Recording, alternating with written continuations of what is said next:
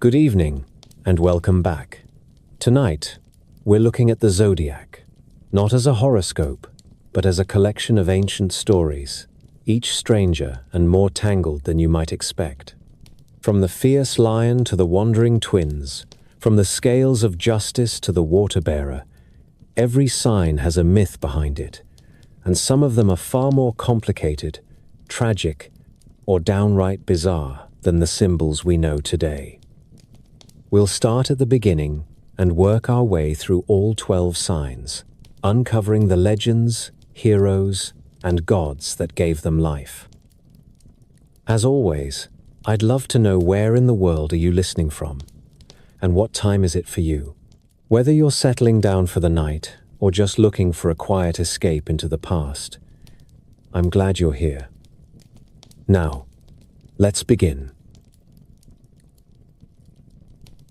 If you go outside on a night when the air is crisp and the stars seem sharper than they have any right to be, you might feel that familiar and unshakable pull, your eyes drawn upward, searching, whether you admit it or not, for shapes in the darkness. The ancients called this practice katasterismos, the art of placing stories into the heavens, and they did not simply look for pretty patterns. They hunted for meaning, for symbols, for pieces of themselves scattered and pinned to the black vault above their heads. Today we call them constellations, but to the people who first named them, they were not cold and remote collections of burning gas. They were memories, warnings, and promises, frozen moments from stories too big to fit on the earth alone. Among the most enduring of these star-born tales are the 12 signs of the Zodiac, a sequence of constellations strung like beads along the invisible path of the sun, each one with its own tangled knot of myth, history, and in many cases, bizarre twists. The term Zodiac comes from the ancient Greek zoidiakos kyklos, meaning circle of little animals, which is charming enough until you realize how misleading it is. Yes, there are animals in the lineup, such as lions, crabs, and rams, but also a pair of immortal twins, a man pouring water into eternity, a woman with a sheaf of wheat, and even an inanimate set of scales. This celestial ring is an odd mixture, and it is not even purely Greek. Its origins stretch back much further, to the Babylonians of the first millennium, before the Common Era, who charted the movements of certain constellations along the ecliptic and assigned them symbolic roles.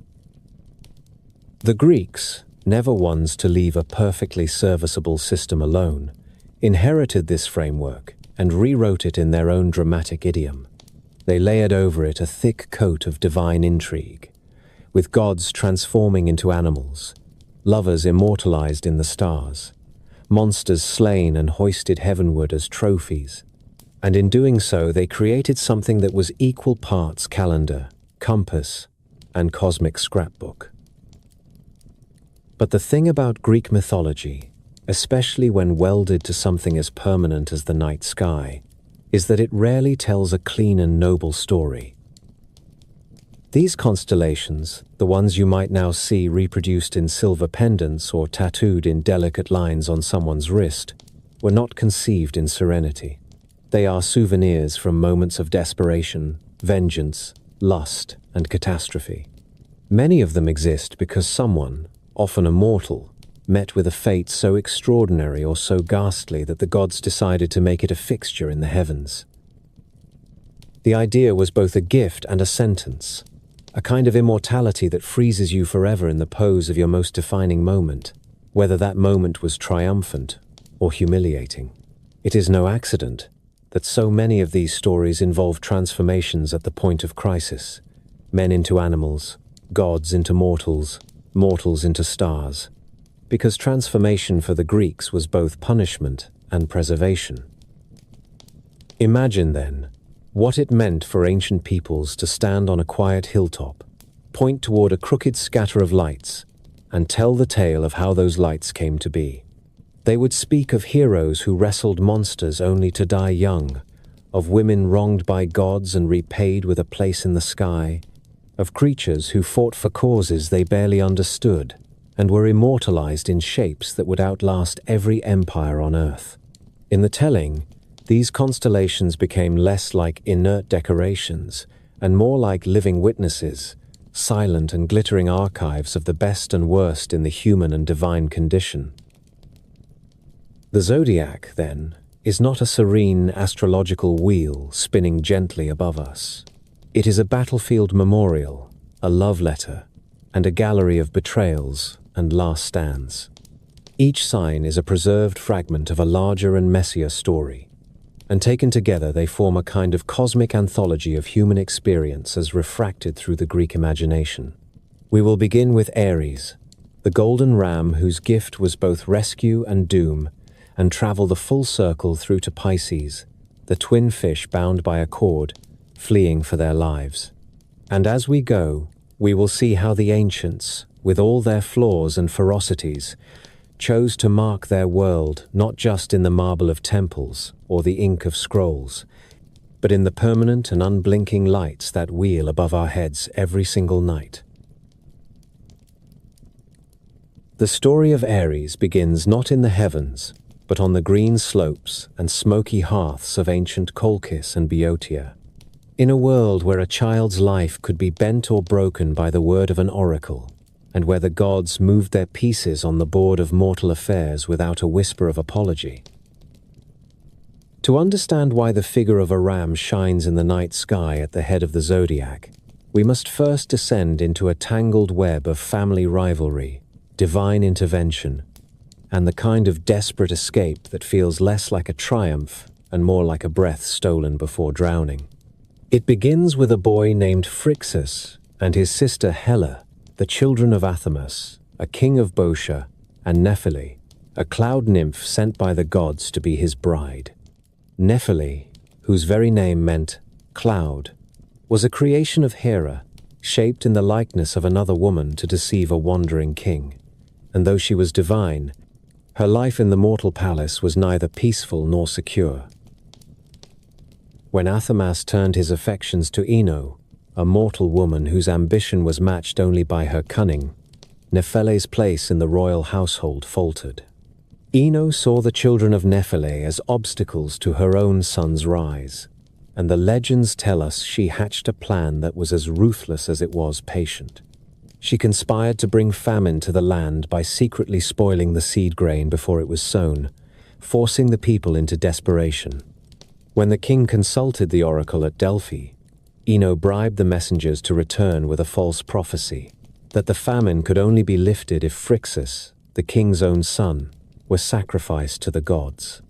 In that moment, the machinery of doom began to turn, and Phrixus, still a boy, found himself standing on the altar, the knife ready, the crowd hushed, the air thick with the smell of fear and incense. But the gods, or perhaps one god in particular, had other designs. Nephele, far from powerless, called upon a miraculous creature to intervene, a ram with fleece spun from gold and wings strong enough to lift the weight of 2 children. This was Chrysomalos, a gift from Poseidon or Hermes depending on which storyteller you follow, and its sudden appearance on the altar was so shocking that the priests dropped their knives and the crowd fell back in awe. The ram knelt, inviting Phrixus and Helle to climb onto its broad back, and with a surge of muscle and wind it leapt into the sky. Imagine the roar of the sea below them, the wind tearing at their clothes, the dizzying glitter of the sun on the waves as they left the land of their birth behind. This was not a leisurely ascent to glory, it was a flight for survival, and the danger was not yet done. Their path took them eastward, toward the distant land of Colchis, but the journey was not without loss.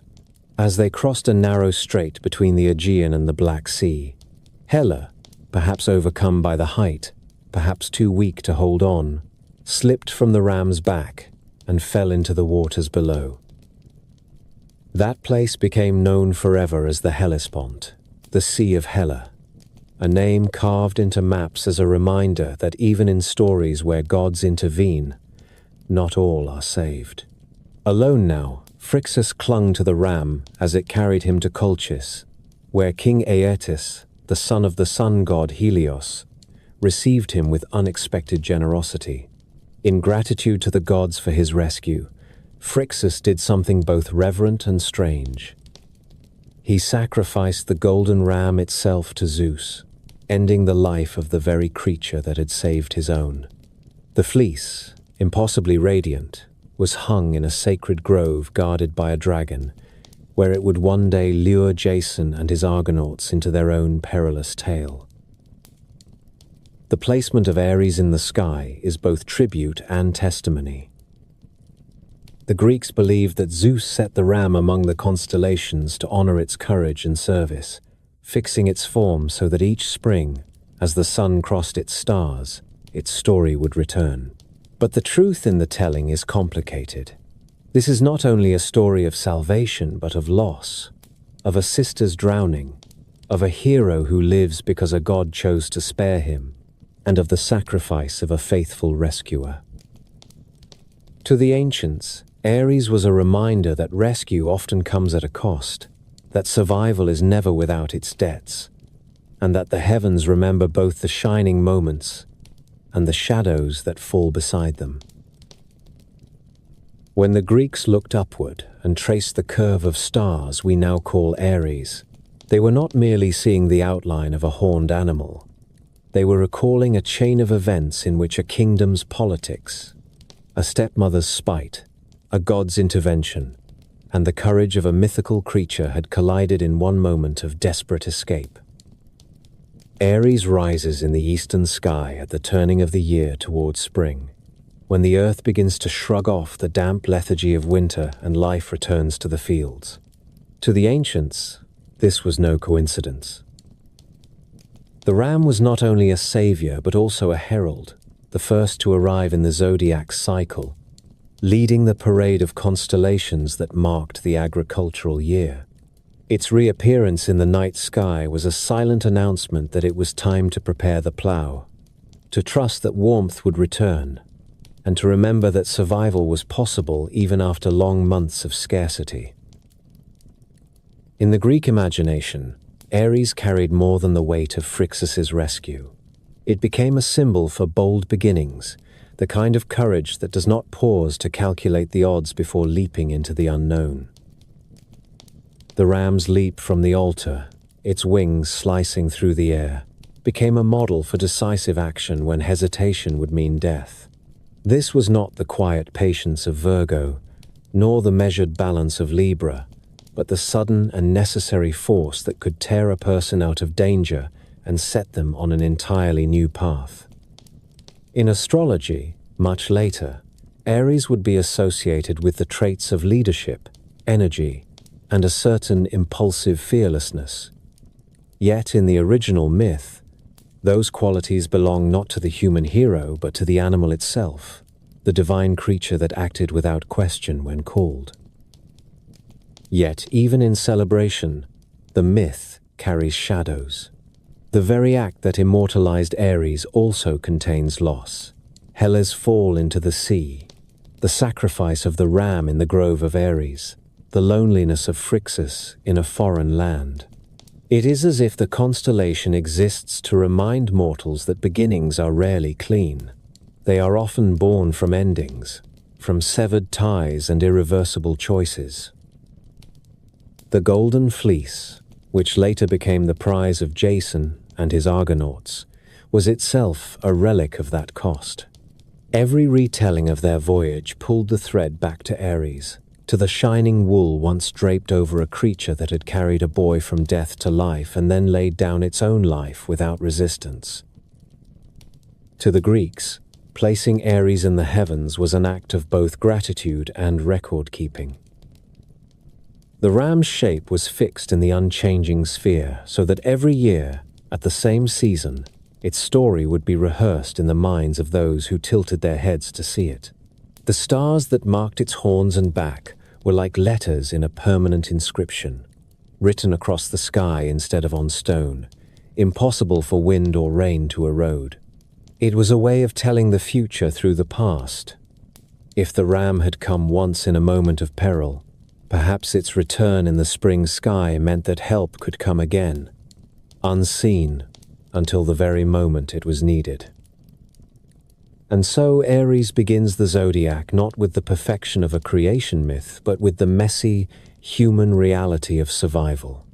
It starts the cycle with a rescue that does not save everyone, with a hero who is not a hero in the usual sense, with a creature that performs its duty only to vanish into the realm of memory.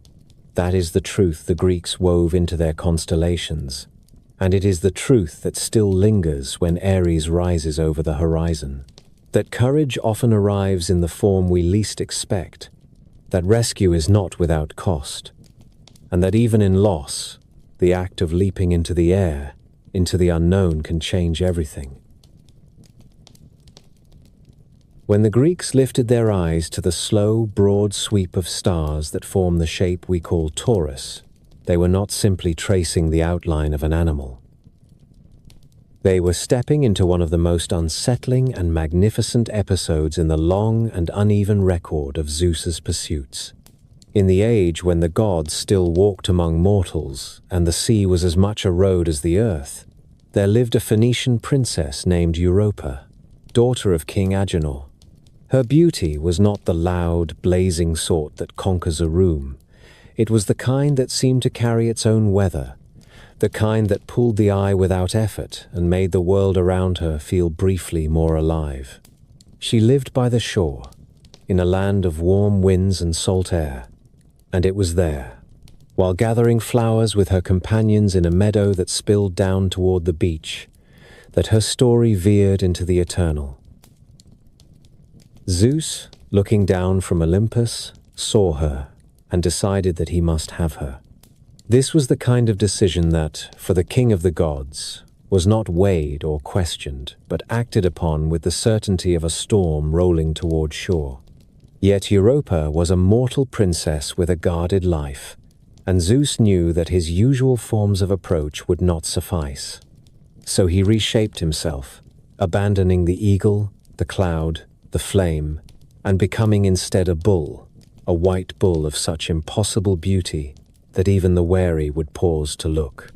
His hide shone as if carved from moonlight, his horns curved like a craftsman's perfect work, and his eyes held a strange gentleness that belied the force coiled in his body. He wandered among the king's grazing herds until he was simply one more animal on the edge of the meadow, waiting. Europa noticed him first for his stillness. While the other cattle moved and tore at the grass, this bull seemed to be watching her, patient, unthreatening. She reached out a hand, and when he did not shy away, her fingers brushed the warmth of his muzzle. Her companions laughed and came closer, marveling at the calm creature who allowed them to drape flowers around his neck and weave garlands between his horns. His breathing was slow, deep, the way the sea breathes before a wave, and when Europa climbed onto his back, it felt no more dangerous than sitting astride a sun-warmed stone. She could not have known that she had already crossed the threshold into myth.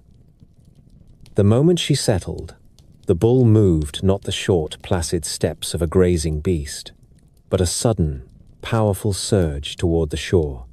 The girls shouted, startled, as his hooves pounded across the sand, and before they could reach her, he plunged into the surf.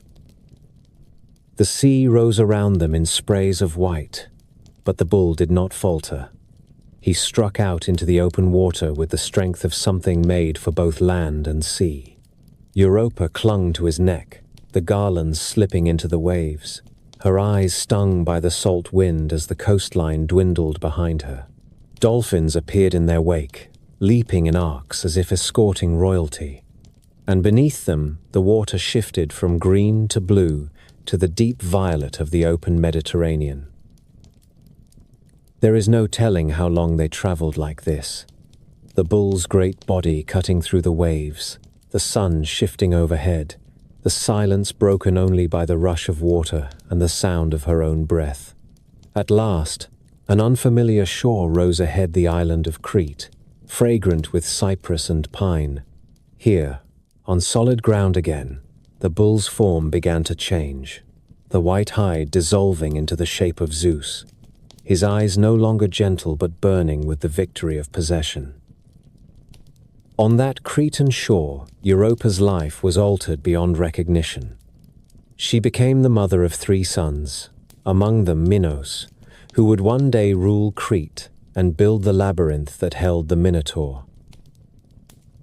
The bull form that had carried her across the sea was remembered, not in warning, but in honor.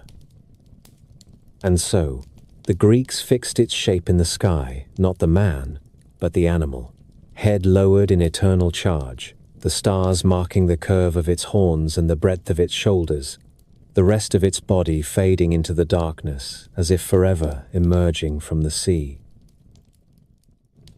Taurus was never just a picture scratched across the night for the sake of beauty.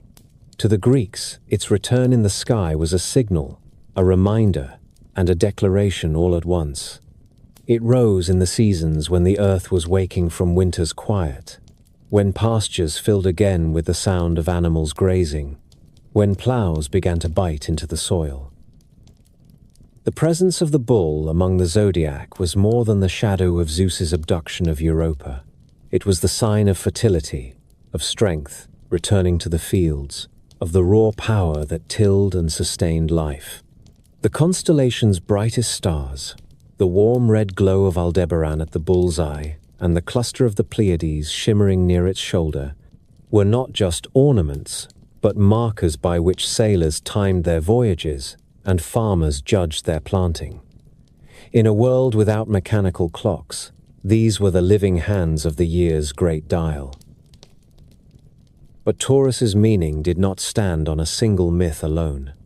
The Greeks, like the Babylonians before them, layered their constellations with more than one story, and the bull carried traces of other, older tales. Some saw in its horns the reflection of the Cretan bull, the same animal that Heracles was sent to capture as one of his labors, a beast whose capture was not a simple act of hunting but a confrontation with something untamed, something that belonged both to land and to God. Others found in its massive form the shadow of a darker episode, the bull that Pasiphae, cursed by Poseidon, was made to desire, bringing into the world the Minotaur, a half-man, half-bull child who would one day stalk the labyrinth beneath Minos' palace. The Greeks were not concerned that these stories contradicted one another. The sky could hold them all, each one a facet of the shape they traced in the darkness. In the temples and marketplaces, Taurus was invoked with a mixture of awe and familiarity. Bulls were not rare in the mortal world. Farmers yoked them, priests sacrificed them, artisans carved them into altars, but the bull in the sky was something else entirely. It was the perfected image, the archetype, the eternal bull that never aged, never weakened, never bowed to the plow. To place it in the heavens was to strip away the dust and sweat of the animal and leave only the power, the force that could cross seas with a girl on its back, that could bear God's curses without breaking, that could anchor the turning of the year itself. When Taurus rose in the east just after sunset in the old calendar months, it was like a great gate swinging open in the sky. The horns pointed forward, the head lowered, as though charging into the months ahead. In those same nights, the Hyades cluster would glitter faintly like raindrops in the bull's face, a sign to the Greeks that the season of storms was beginning, that the skies would water the seeds in the ground. These patterns were practical tools for navigation and agriculture, yes, but the Greeks could not look at them without also recalling Europa's ride across the waves, without remembering the strangeness of a god choosing to wear an animal's skin. Every bright star was a spark of that story. The stillness in the meadow, the sudden surge to the shore, the foam breaking over horns as they cut through the surf. In the older Mediterranean world, Before the Greek poets gave Zeus's name to the rider of the bull, the animal itself had been sacred in a dozen other tongues. The Minoans danced with them in ritual vaulting, leaping over their horns in feats that seemed more prayer than sport. The Babylonians saw in Taurus the force that marked the start of their new year, the great beast that stood guard at the gates of spring. The Greeks inherited all of this without discarding any of it, folding it into the version they carried forward. Their Taurus was both a stolen moment between a god and a mortal, and the distilled image of animal strength that every culture along the sea's rim had already revered. To the night watcher in a Greek port or on a mountain farm, Taurus's shape in the sky was both familiar and untouchable. You could own a bull, harness it, feed it, even slaughter it for sacrifice. But the one above, the one with eyes made of fire and shoulders wide enough to carry the weight of a season, was beyond your reach. And when its horns cut their way across the black dome of the sky each year, they cut a line between what was mortal and what was eternal, between the herds in the pasture and the single, flawless bull that would never die. It was not Zeus they fixed in the heavens, nor Europa, nor Minos, but the form that made them all possible, the bull itself, forever moving, forever leading the charge into the next turning of the year. The constellation of Gemini is drawn from a story so deeply bound to the Greek sense of kinship and honor that it resists being reduced to a single moment.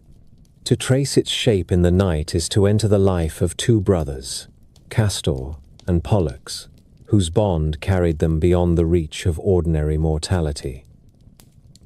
Their story begins in the royal household of Sparta, where their mother, Queen Leda, was known across the Aegean not only for her beauty, but for the strange and divided fate of her children. On the same night, two fathers claimed her bed, King Tyndareus, her mortal husband, and Zeus, who came to her disguised in the form of a swan. From this union, two sets of twins were born. Helen and Pollux were said to be children of Zeus, touched with immortality. Castor and Clytemnestra were born of Tyndareus, entirely mortal. It was a family whose bloodline was already a tangle before their lives had even begun. Castor and Pollux grew as inseparable companions. They trained in the arts that shaped noblemen, wrestling, hunting, the handling of horses, the tactics of war.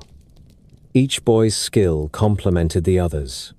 Castor was famed for his mastery with horses, his balance and strength in combat, his precision with the spear. Pollux was unmatched in boxing, his blows carrying the weight of divine blood.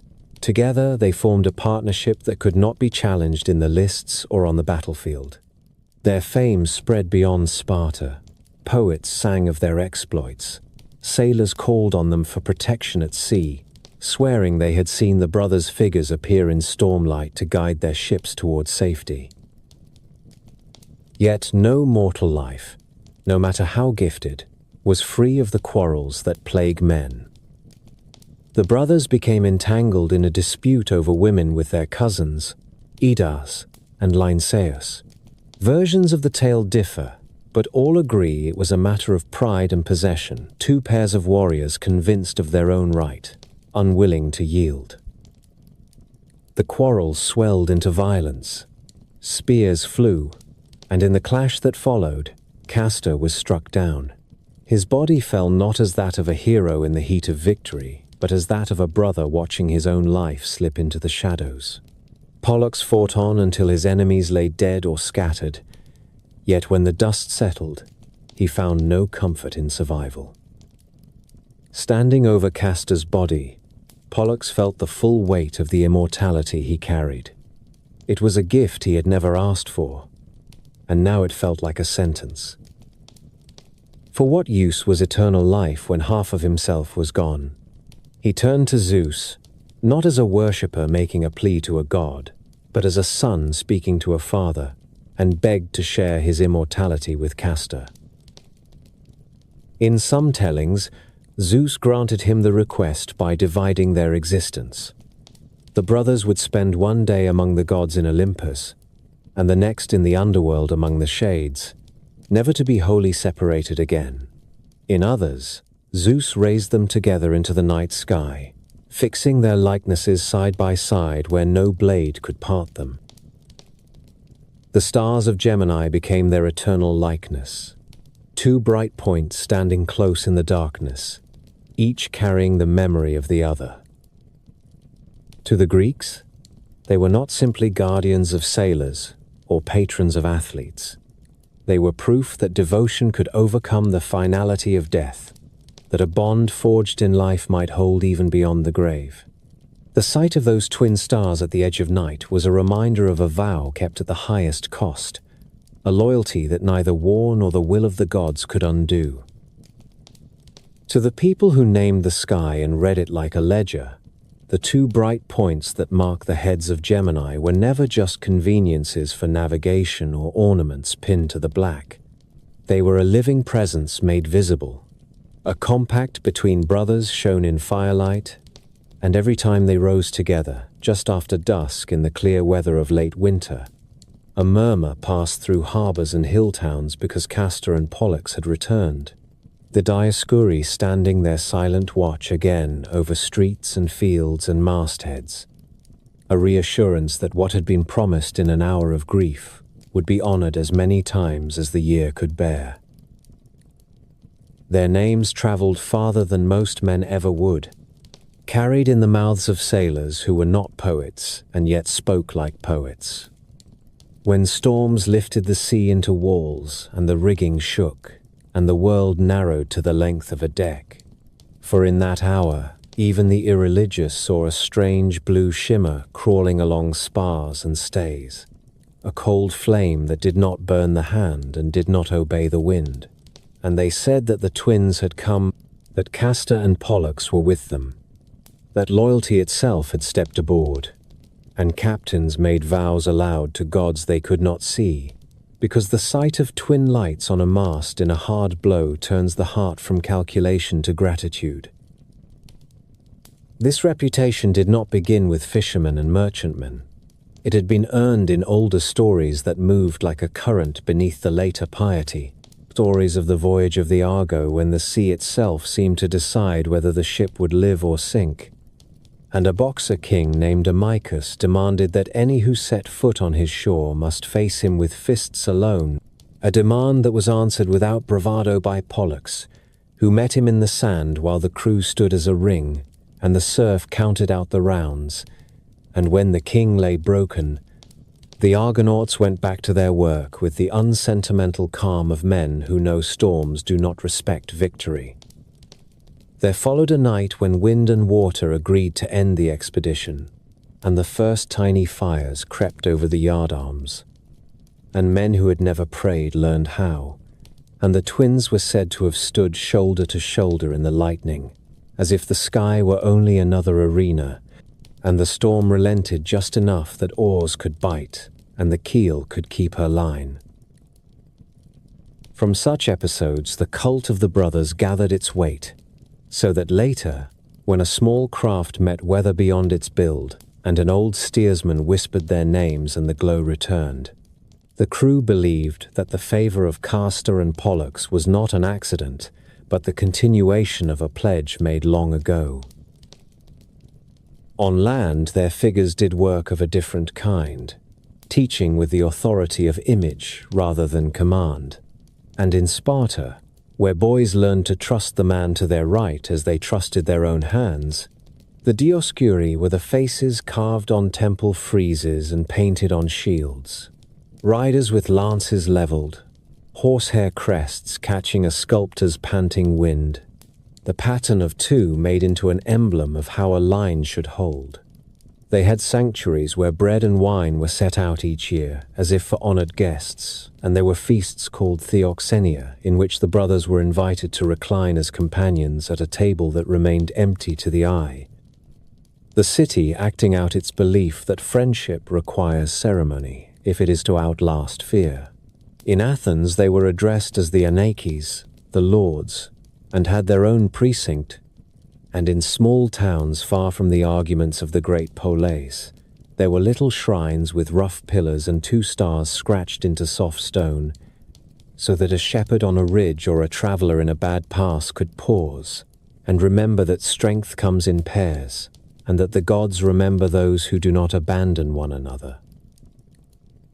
Their fame crossed the straits with settlers into Italy, where Romans, who were hard to impress and slower to love, took to the twins with unusual speed, building a great temple to Castor and Pollux in the Forum, and laying down a procession of horsemen each year that flowed like a river of bronze down the streets. Young men of the equestrian order riding 2 by 2 beneath the July sun to the steps of the sanctuary, where they dismounted and offered thanks for the discipline that keeps formations from breaking and panic from spreading. When an army learns things about itself that it had hoped never to know. Coins bore their faces or their helmets topped with stars. An official memory ringing from hand to hand through markets and taverns.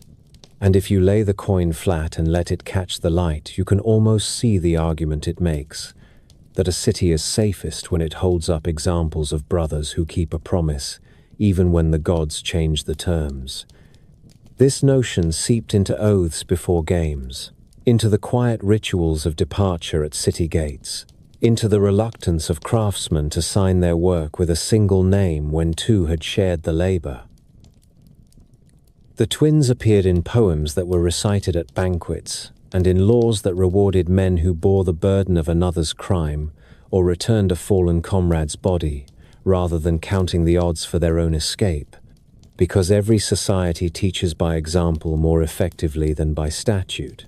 And the example of Castor the horse tamer and Pollux the boxer was a way to say aloud that devotion is not sentiment but habit, a daily readiness to step forward when stepping back would be easier.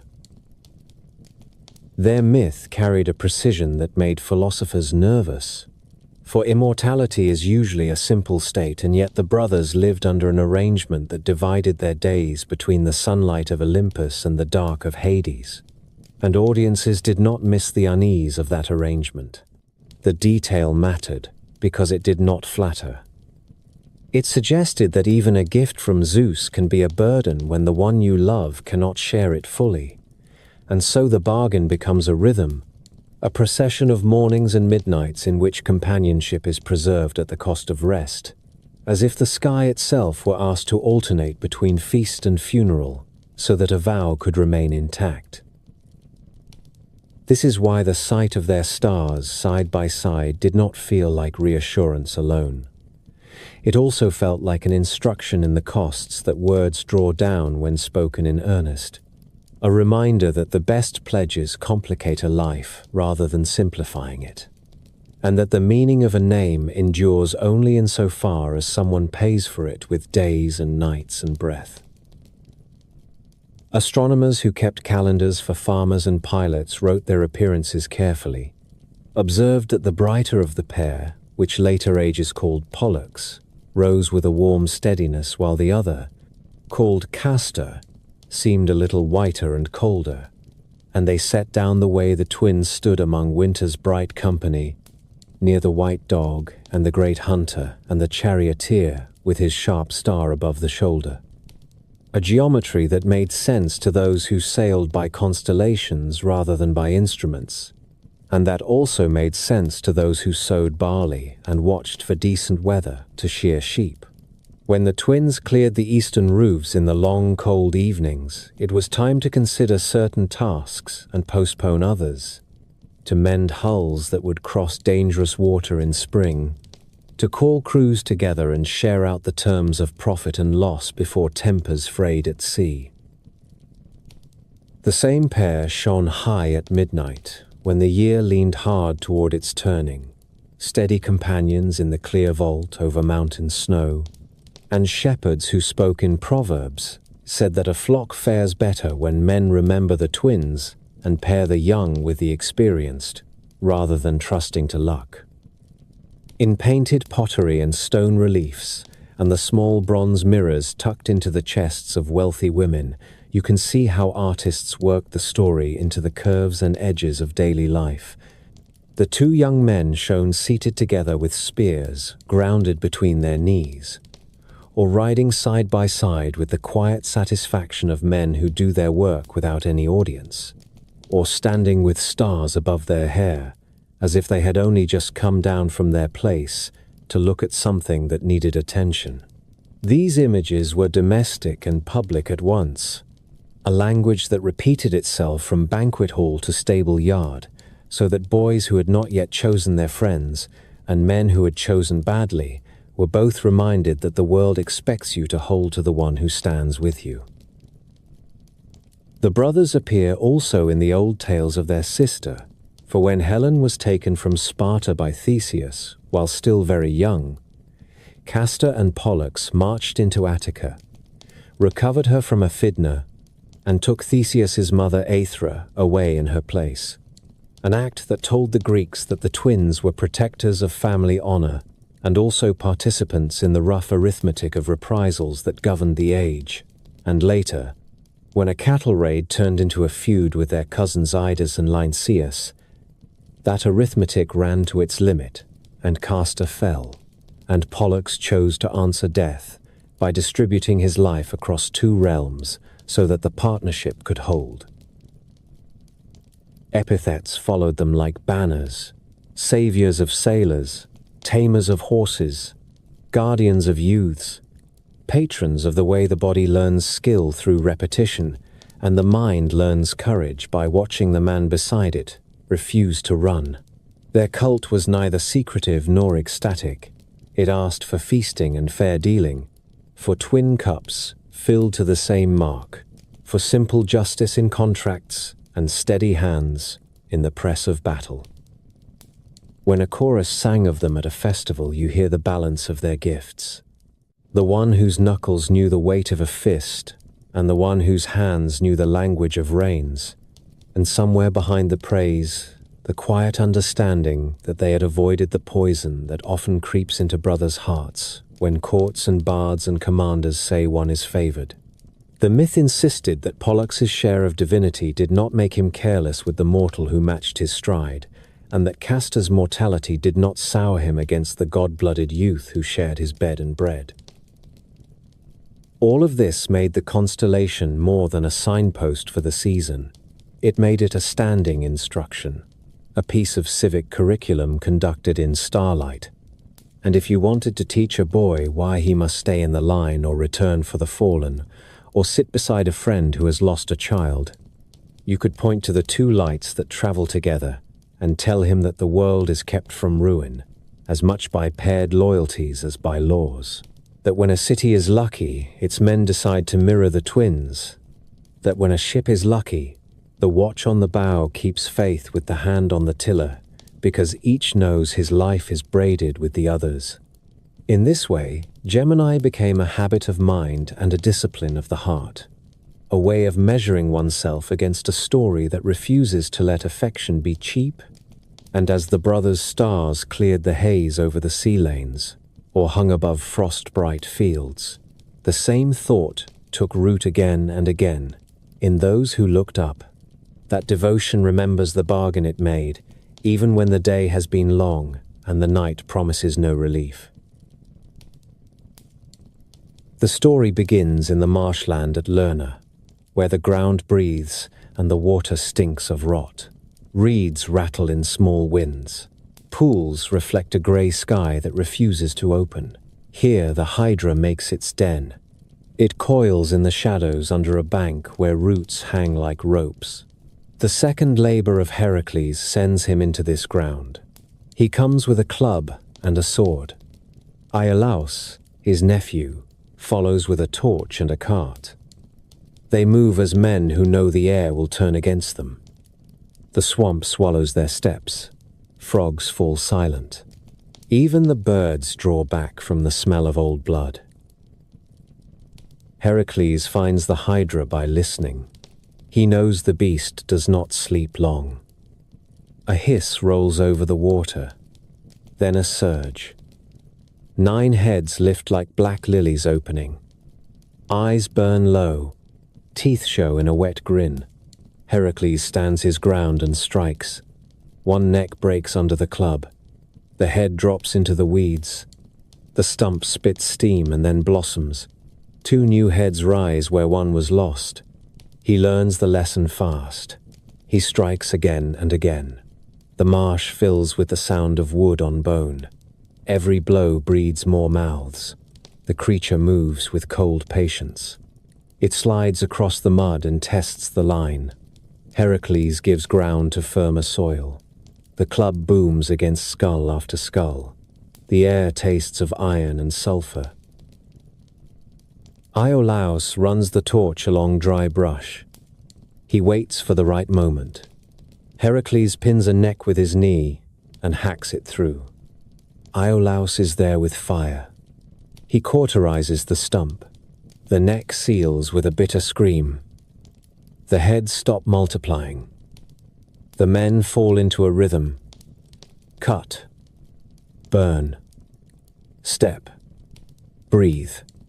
The hydra thrashes and tears up roots. Water slaps the bank. A tail whips through reeds and sends mud into the sky. The work is ugly and steady. Sweat blinds the hero. Smoke claws his throat. He does not stop. The monster yields a little. Then the marsh offers a new voice. Karkinos crawls from the black water with a shell like a broken shield. Hera sent it.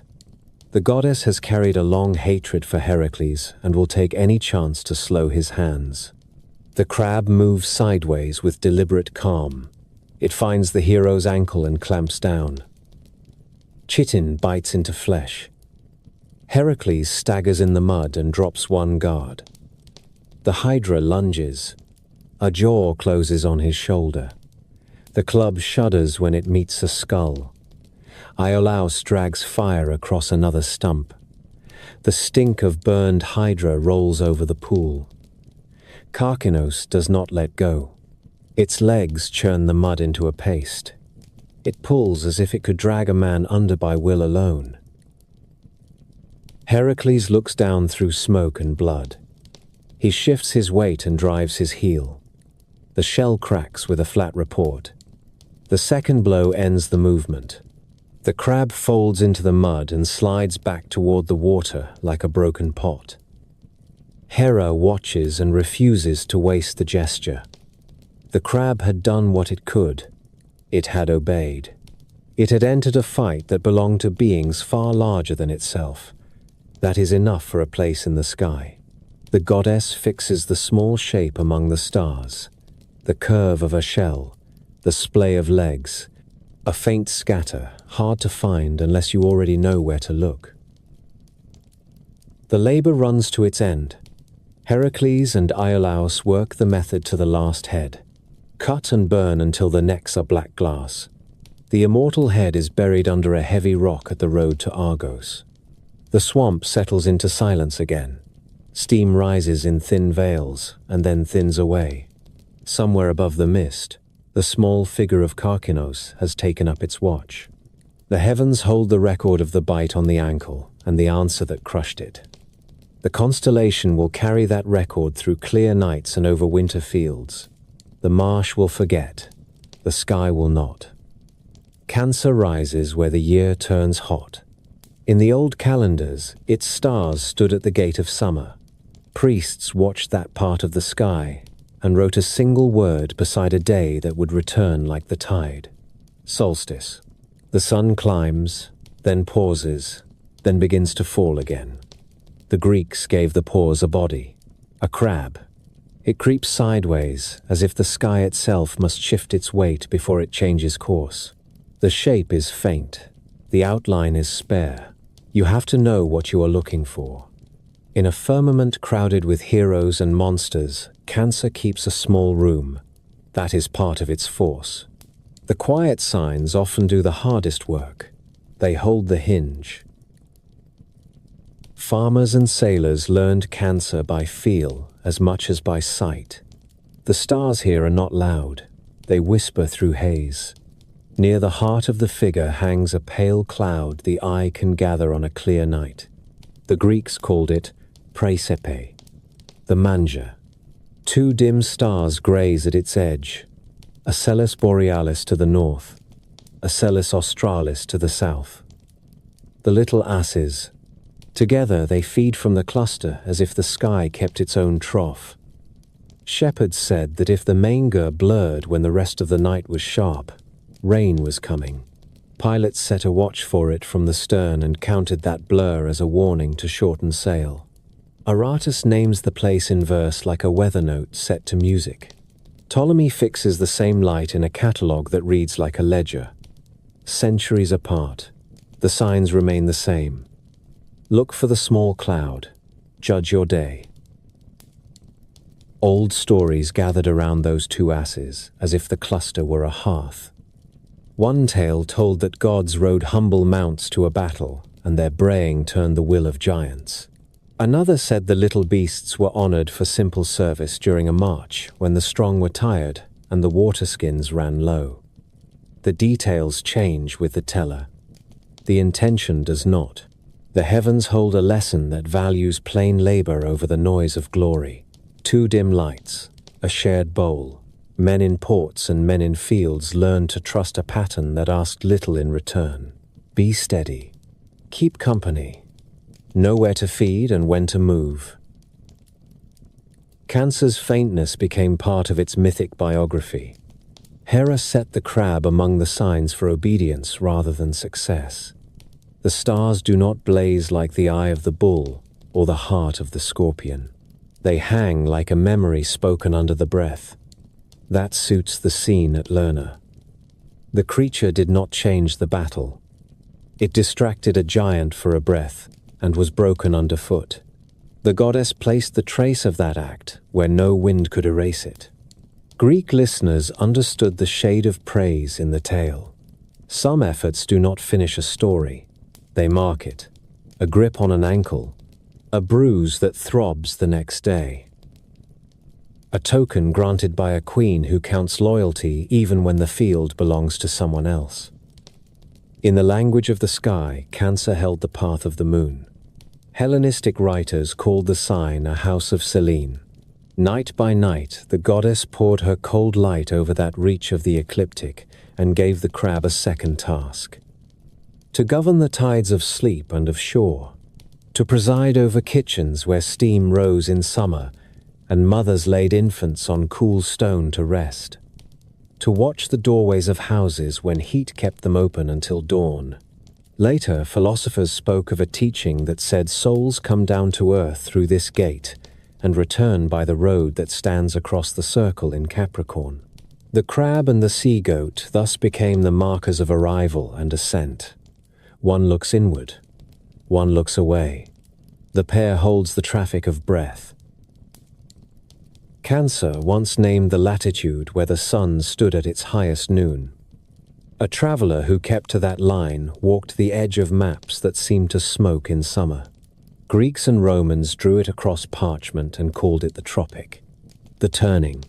The word still stands even though the slow drift of the earth has moved the solstice sun into another share of the sky. The name is an old smell in a shirt that has been washed 100 times. It does not leave. Men once stood in fields when the sun reached the crab and knew that the worst heat was near. They planned work at dawn. They tied vines before noon. They broke bread in shade and waited for the first inch of evening. Artists gave the crab a stony grace that the stars refuse. The pattern in the sky is a sketch. The pattern in mosaic is a full body ready to move. Floors of villas in Sicily show a crab on a bed of blue tesserae with tiny bubbles stitched around its legs. Coins in island markets press its shell beside a date and a magistrate's name. In painted calendars, the crab sits on the line that marks the longest day. A reaper bends over barley on the same panel. A girl pours water into a jar. A fisherman repairs a net. No one points to heroes. Everyone looks at the work that keeps a year alive. The sign has no spear. It carries a season. Mariners learned to steer by brighter guides, but never forgot the crab. Gemini guided them out of winter. Leo would carry them into harvest. Cancer was the pause in between. A week of calms could maroon a hull in the mid-sea like a fly in amber. Crews learned patience there. Oars out, sails slack.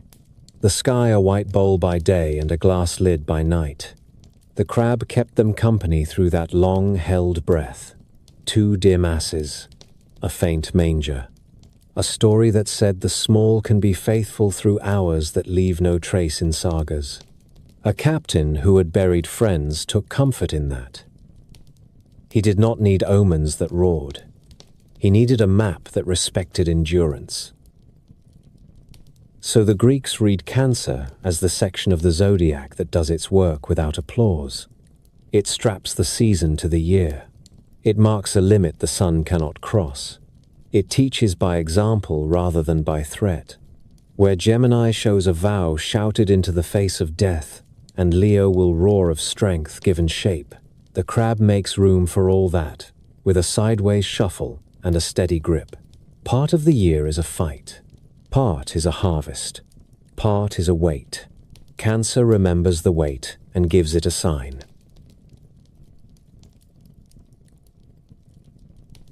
Leo begins in the rough hills west of Mycenae, where the earth is thin and the wind cuts low through scrub. Vineyards hold to the slopes like handwriting that refuses to fade. Goat bells carry in the afternoon. Travelers keep to the road and measure distance by dry stream beds and old olive trees. In that country, a single roar could empty a field and close a door. The Nemean lion had come down from its ravine and taken the habit of killing at the edge of daylight. It dragged oxen from yokes. It broke doors with a casual shove of one forepaw. It left tracks that looked like bowls pressed into dust. Stories of it moved faster than carts. People spoke in the way of those who have learned to ration fear. Small sentences traded at wells and market stalls. It lives in a cave with 2 mouths. It cannot be cut. It takes spears as thorns. It will not leave a body whole. Eurystheus heard these reports in his hall at Tiryns, and felt them as a problem that could earn him the credit of a solution without requiring his own hands. Heracles had returned from exile, with strength that disturbed the balance of things. The king set the first labor with a tone of official calm. Go to Nemea, find the animal, remove it from the earth. There was no speech about honor or the glory of the house. There was only a line of instruction and the weight of a seal pressed into wax. Heracles accepted the task as a man accepts a debt he cannot refuse. He took a bow and a quiver. He took a club cut from wild olive. He walked out of the gate before sunrise and did not look back at the walls. He entered Nemea by the road that runs past Cleone. Shepherds watched from distance and made the sign that sends a blessing after a dangerous traveler. The country smelled of crushed thyme and dust. He found the first carcass by flies, a cow torn where the neck meets the shoulder. No bite marks at bone. The hide peeled back as easily as a blanket. He knew from the work of the beast that it did not feed from hunger alone. It practiced its strength on living things to learn the feeling of resistance. He knelt and ran one hand over the dead animal as if to apologize for using it as a lesson. Then he rose and studied the ground. The tracks were a rhythm of weight and ease. Deep impressions followed by stretches where claw marks hardly touched the surface. The cat knew how to move without a sound. Arrows serve men in most wild places. They came useless here. Heracles met the lion on a shelf of rock where the road narrows and the scrub breaks. The beast stepped into view with the same calm that had entered farmhouse yards. It was larger than the tellers had measured. The mane was heavy and clean, a bronze wave that caught the sun and threw it back. The eyes did not burn. They watched as a craftsman watches a tool. Heracles took his stance and set the first shaft. The bow bent. The string spoke. The arrow struck the shoulder and bounced as if it had struck a wall of hammered metal. A second shaft went to the ribs. The same refusal.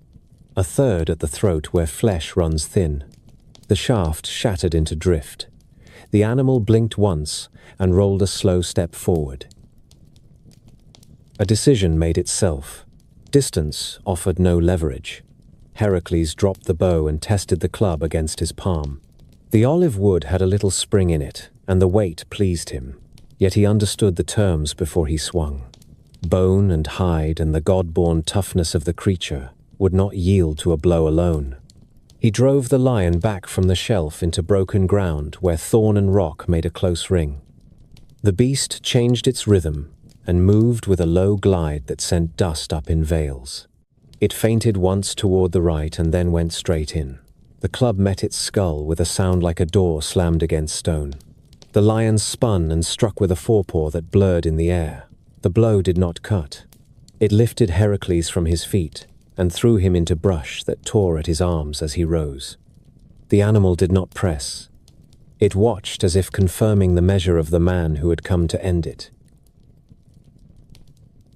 The cave lay a short climb away, a pocket in limestone with two mouths set at an angle to each other so that anything cornered at one exit could slip out the other. This place had taught the beast patience. It could take a wound and step into darkness and wait while men argued with fear at the entrance. Heracles studied the mouths as a hunter studies a set of doors. He cut saplings and dragged stones and built a barricade at one opening until a man would have needed a friend to clear it. He left a narrow gap at the other so that a body could pass only sideways. The work was slow. The sun shifted.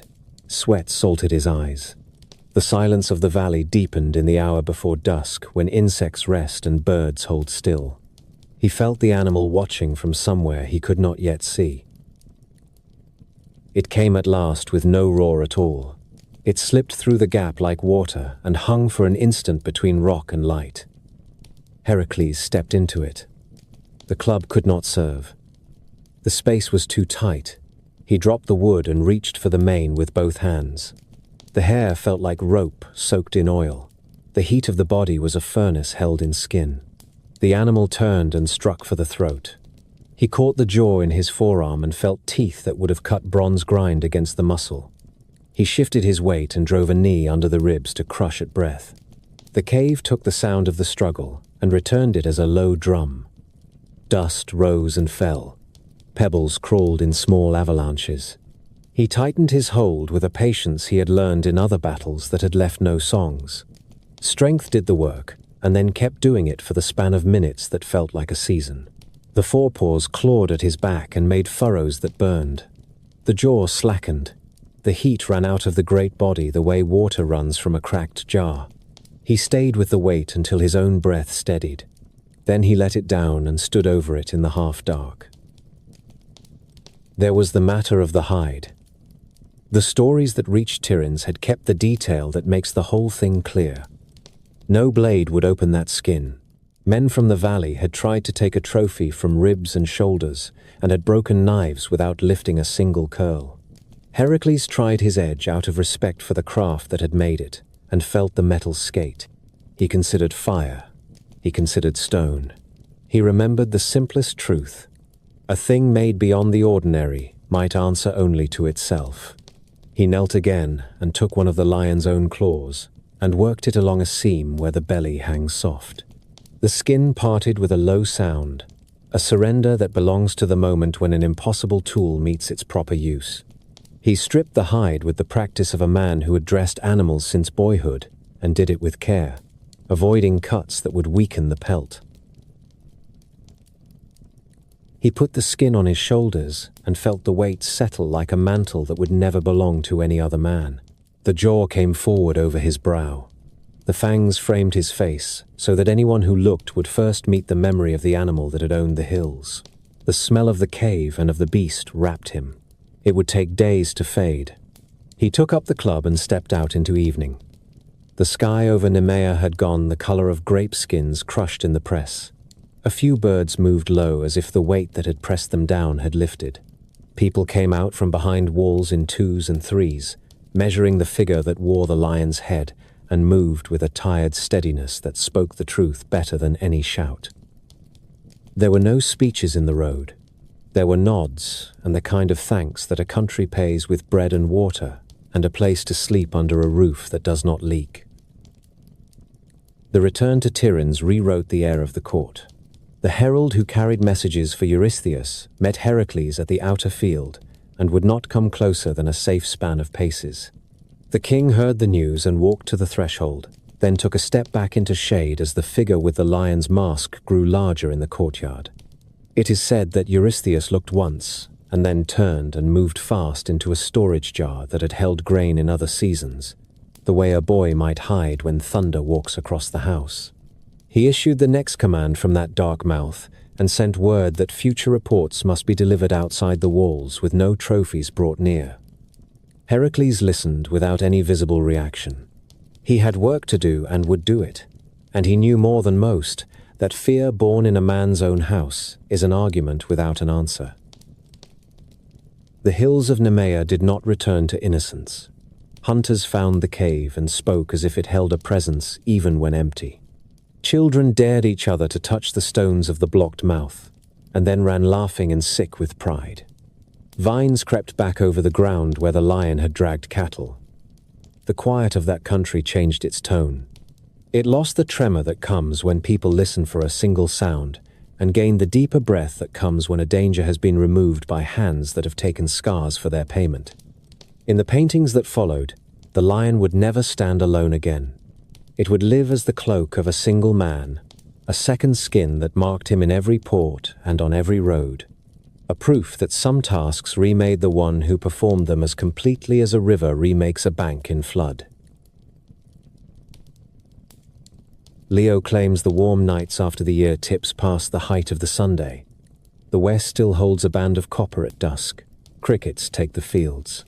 Then, a hook of stars lifts from the horizon like a bright question drawn by a careful hand. The old watchers called that hook the sickle. It marks the head and mane. Farther back, the body gathers in a long run of light. At the heart sits a single royal flame. Later ages called it Regulus. Greeks also said Cor Leonis, the heart of the lion. Priests stood on rooftops and waited for that star to step clear of the haze. They made their notes on wax tablets. They counted days to harvest. They set dates for rites that asked the gods to steady the season and forgive the roughness of heat. Farmers read Leo with the same attention they gave to soil. The vine leaves grew stiff in the noon glare. The fig trees bled white when cut. The land wanted measured work and early rest. When the sickle stood high after midnight, presses were swept and jars set out in courtyards. The grape must would soon run. Shepherds pushed flocks to higher ground where the breath of night still moved. In towns the air tasted of dust and olives. Lions lay in marble and limestone at the mouths of gates. Their stone eyes looked down on carts and sandal feet. A carver's lesson placed a paw upon a globe or a plinth. Rule yourself. Hold the line.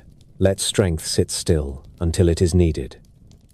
Under those eyes, men came and went with baskets and news, and the small griefs that do not stop a day's work.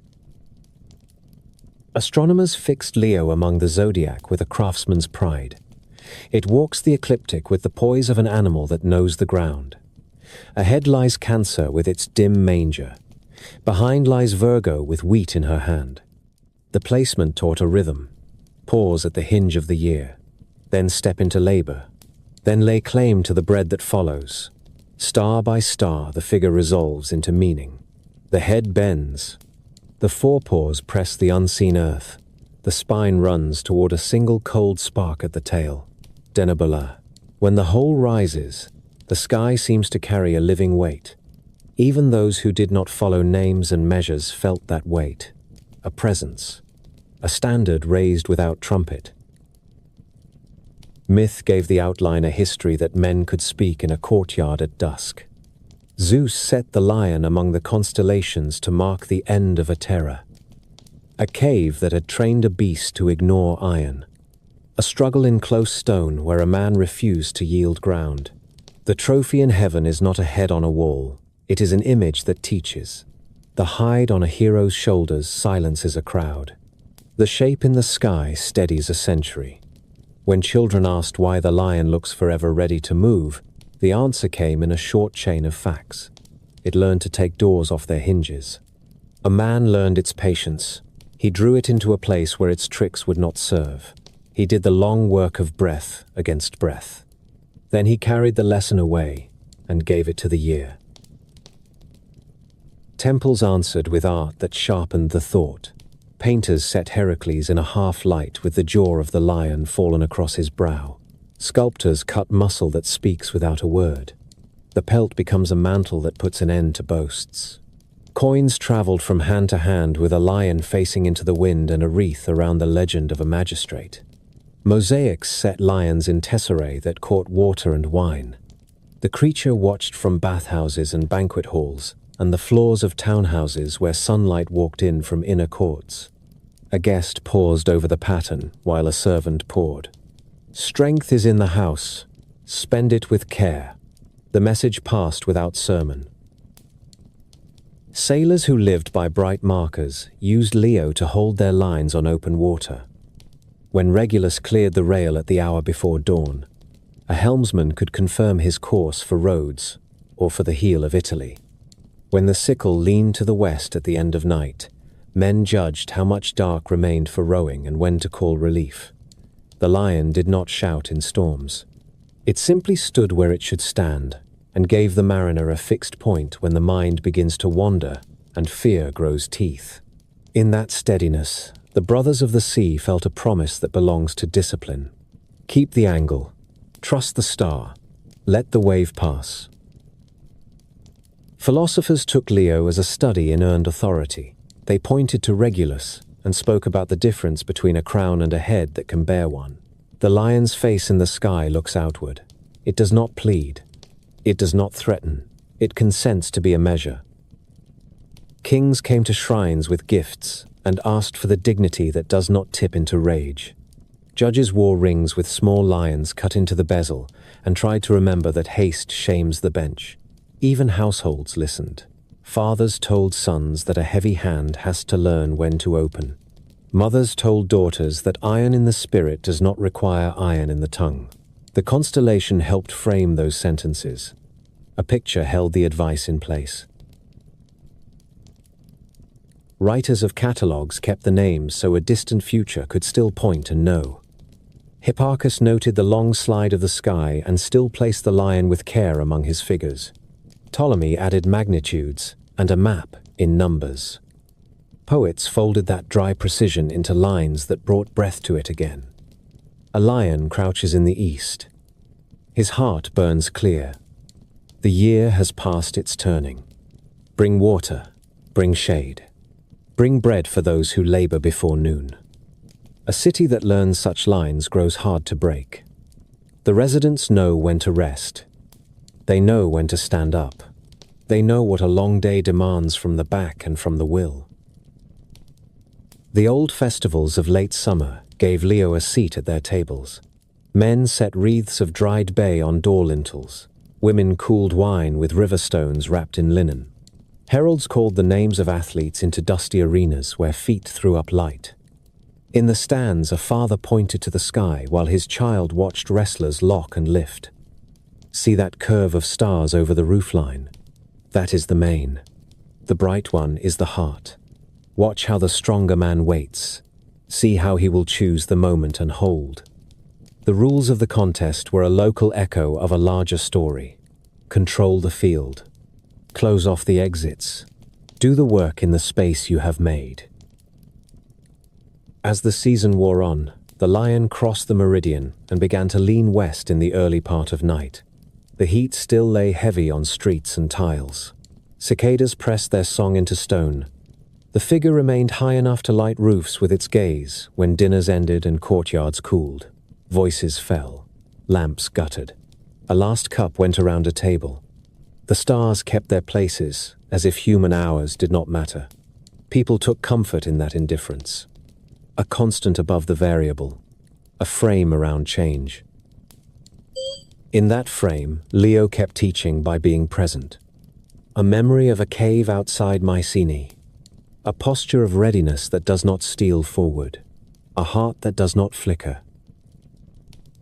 So the Greeks let the lion stand where they needed a law that could be seen. The law said that force must learn to be patient and then exact. The law said that a city must learn to bar the easy door and steer danger into a place where courage can work in close. The law said that a man who has taken a beast by the throat does not have to raise his voice. He can put on the skin and walk home at dusk while the hills hold their breath.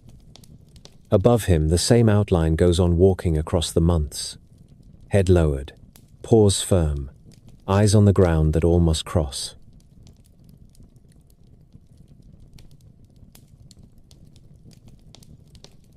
Virgo enters the story on threshing floors, where the first dust of grain hangs like smoke and the husk crackles under wooden sledges. Men walk the circle and sing to keep the rhythm. Women bend at the baskets and lift the clean kernels with quick wrists. Children chase the chaff as it rides a small wind and falls in pale drifts along the wall. The village looks secure for an hour. Bread will come. Oil will come.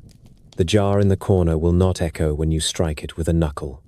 In that kind of hour, the Greeks placed a figure beside the workers, a young woman who watched without drawing attention, a maiden with the cool steadiness of a well in August.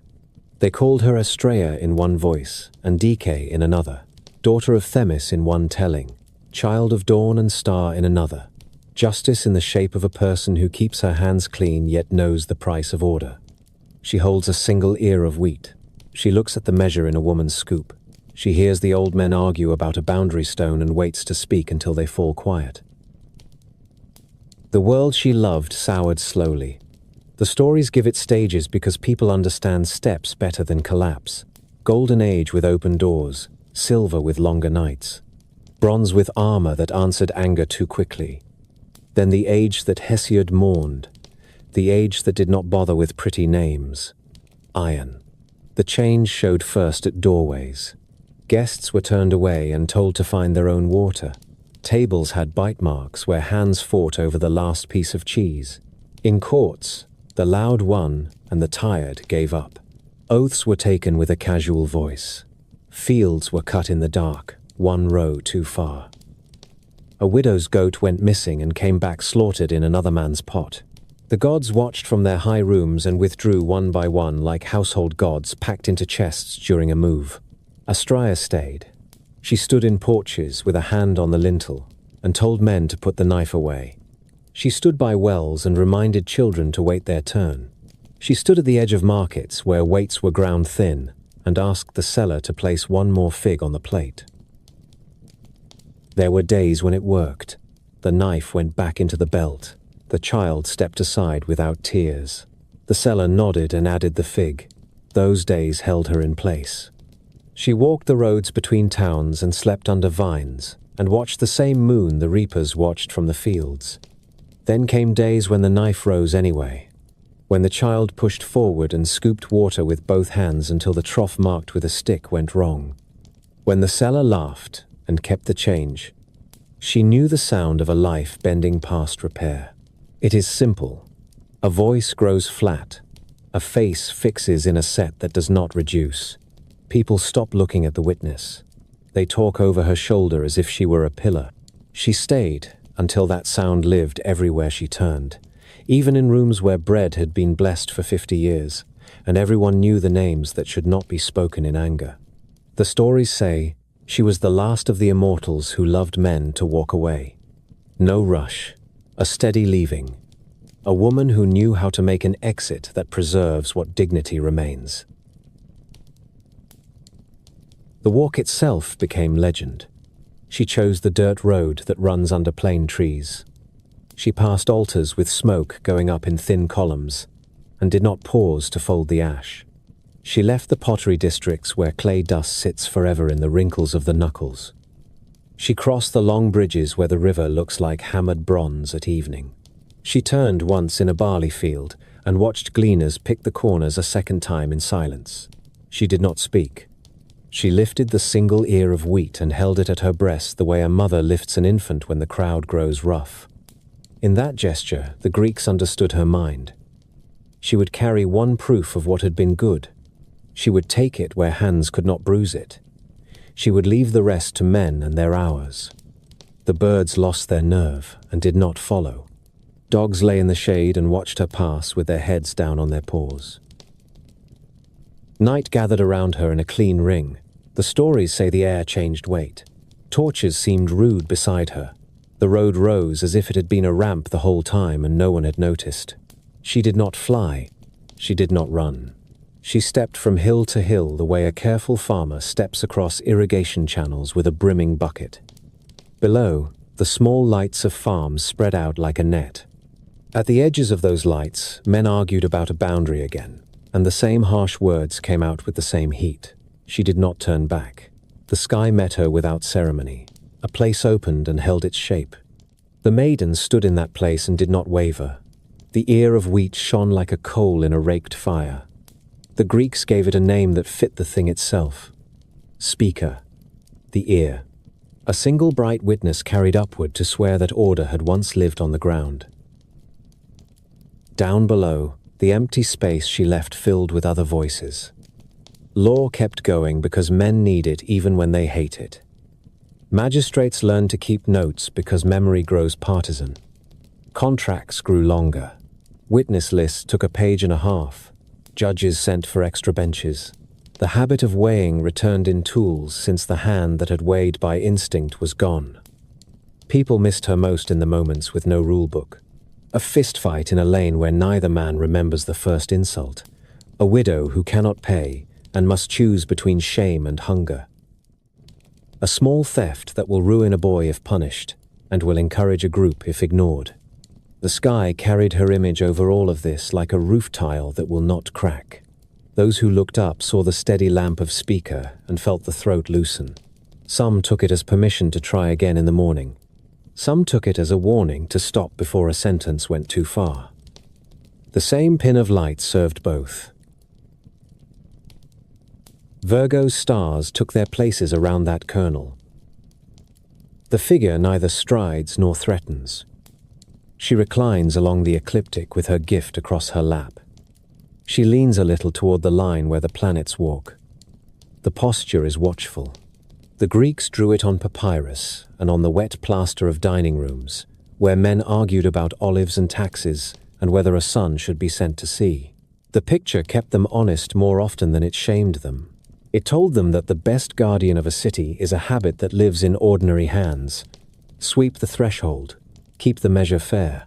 Let the voice that has less coin speak first.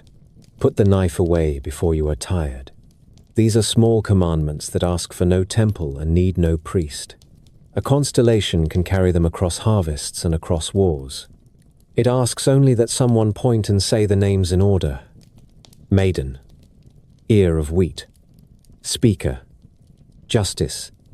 Watching from above because she could not keep her footing below. Virgo takes her place when the fields are close to giving everything they have. The threshing floors are warm at dusk. The jars stand in rows along courtyard walls. A slow wind carries the scent of straw and figs. Above this work, a figure extends along the Zodiac, with that calm the Greeks prized in judges and in seasoned farmers. The maiden does not stride. She reclines on the path of the planets and keeps one bright token where every eye can see it. A single ear of grain. The star that names it burns a steady white.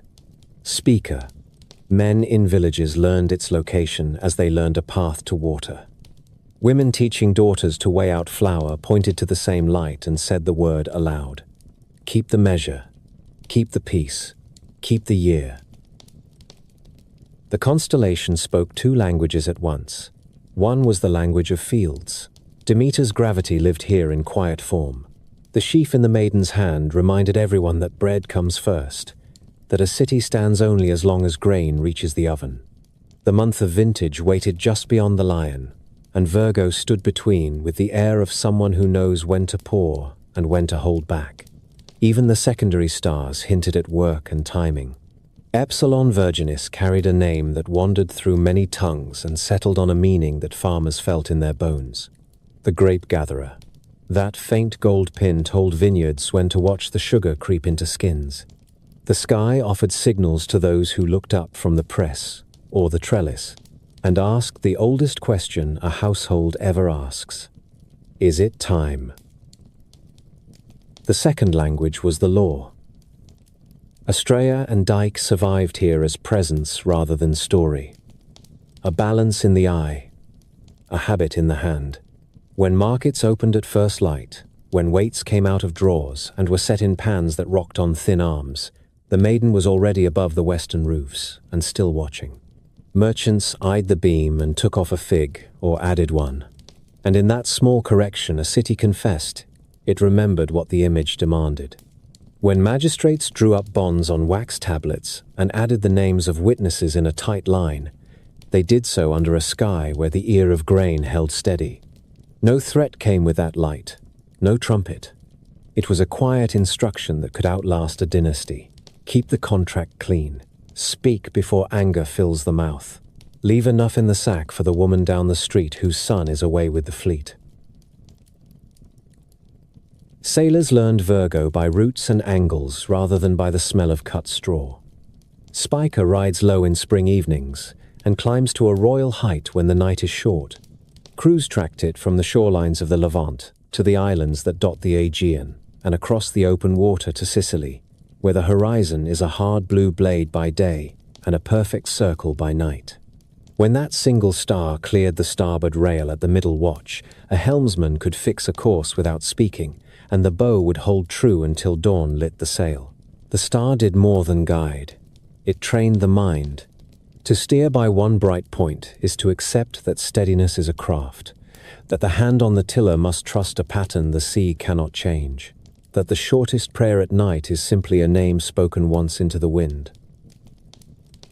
The old keepers of the sky wrote Virgo into their ledgers with the pride of men who know they are preserving more than numbers.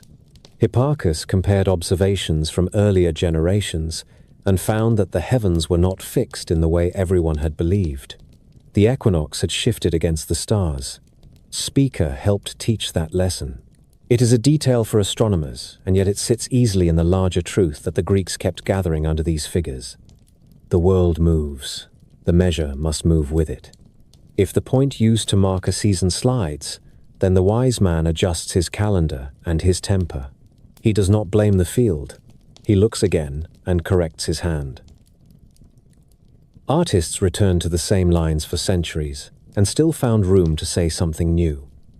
On a wall in a dining room, a painter set the maiden beside a table where two men leaned over accounts. Her gaze fell on the smaller pile of coins. In a mosaic near a bath, the sheaf glowed against a deep blue field, each grain marked with a small square of pale stone that caught water and made it shine. On coins struck in busy ports, the star alone appeared above a single ear. The message stripped to a sign understood from Antioch to Ostia. In every medium the figure remained composed. Even when sculptors placed scales over her wrist or a palm branch in her hand, the wheat never left her fingers. Food and fairness. The pairing said more about the stability of a state than any speech in a portico. Myths ran parallel to all this practice like a river beside a road. Some told of Erigone mourning her father Icarius, the wine-bearer of Dionysus, and hanging herself beneath a tree when the men who had killed him would not hear the truth. Her dog found the body.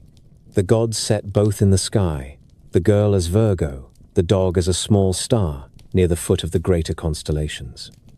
The story gave the constellation a grief that farmers already knew by another path. Wine can be a gift and a danger. A city can fail to hear a just claim. The sky remembers the hearing that was refused. The maiden's calm carries that memory into each season without raising her voice. Temples and courts placed images of Virgo, where citizens could see them on ordinary days. The figure became part of the city's furniture, in the best sense. People passed under her lamp on their way to take out a loan, to swear an oath, to settle a fence, to ask for mercy for a son who had stolen olives that were not his. The conversations changed when that gaze was in the room. Men chose simpler words. They put their hands flat on the table rather than folding them into fists. The same star above the roof joined these rooms together, street to street, district to district, until the whole city shared a sense that there is a right way to weigh out a measure after harvest, a right way to add a witness name to a bond, a right way to split a field when a brother dies without sons. There were nights when the air cleared back to the shape it takes only after wind has rinsed it, and Virgo lay across the sky so plainly that even the tired could pick out her line. The ear of grain shone as if a coal had been pulled from the ash and held up. Children counted secondary stars and drew the figure in dust with a finger. Old men named the bright neighbors one by one and felt their chests ease in the naming. The constellation did not promise rain. It did not carry a prophecy about the fate of a fleet. It offered something more useful for most lives. A calm standard, a reminder to value the mundane rites that keep a household from drifting and a city from breaking. Sweep the doorway before you open for business. Share water at the well. Keep the weights true when no one is watching. When the maiden finally slid down into the west at the end of her season, the year had already shifted its tasks. The vintage pressed forward, the roads filled with carts and skins. Nights lengthened by an inch. In that change, there was no drama. There was the sense of a page turning in a book that has been read many times and still asks for careful attention. Virgo had done what her image was placed to do. She had borne witness over the work that feeds and over the words that bind, held the city's temper where it needed to be, and left a single bright grain burning above the roofs as the next labor came on.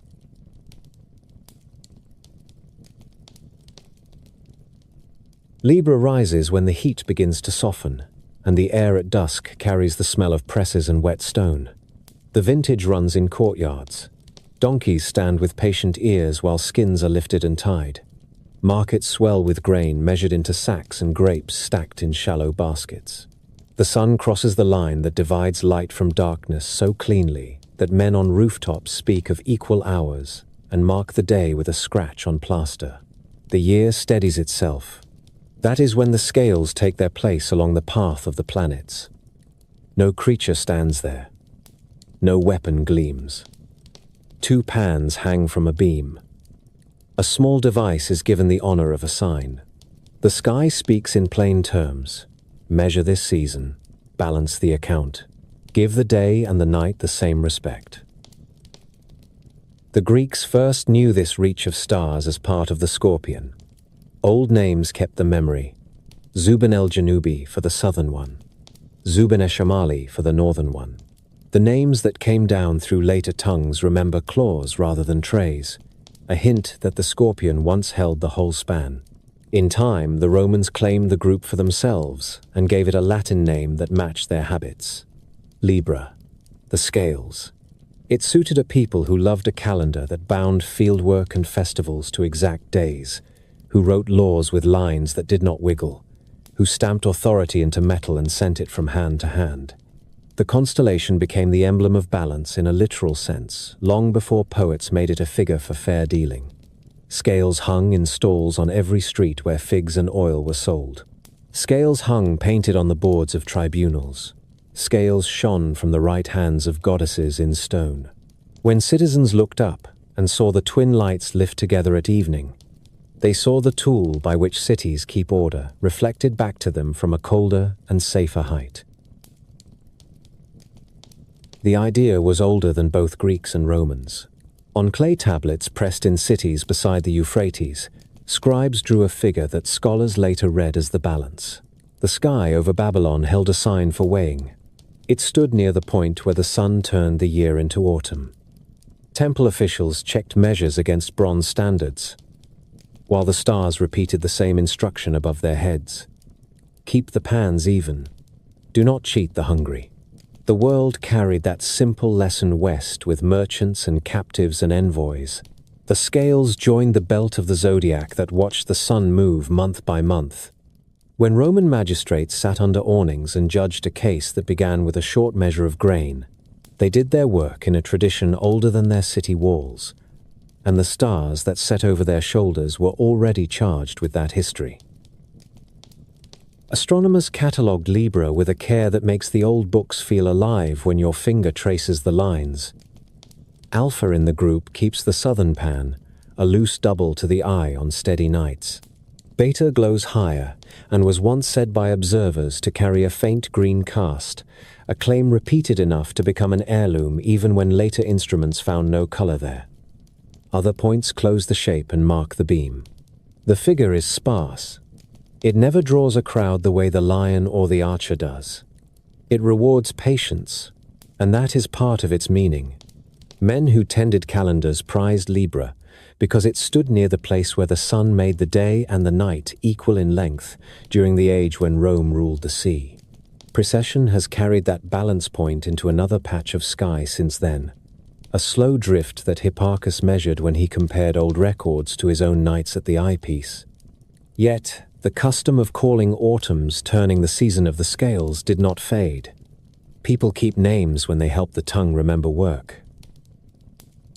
Civic life placed Libra in halls and on coins so the lesson would be close to the fingers. Aquitas held a pair of scales on Roman money beside a cornucopia.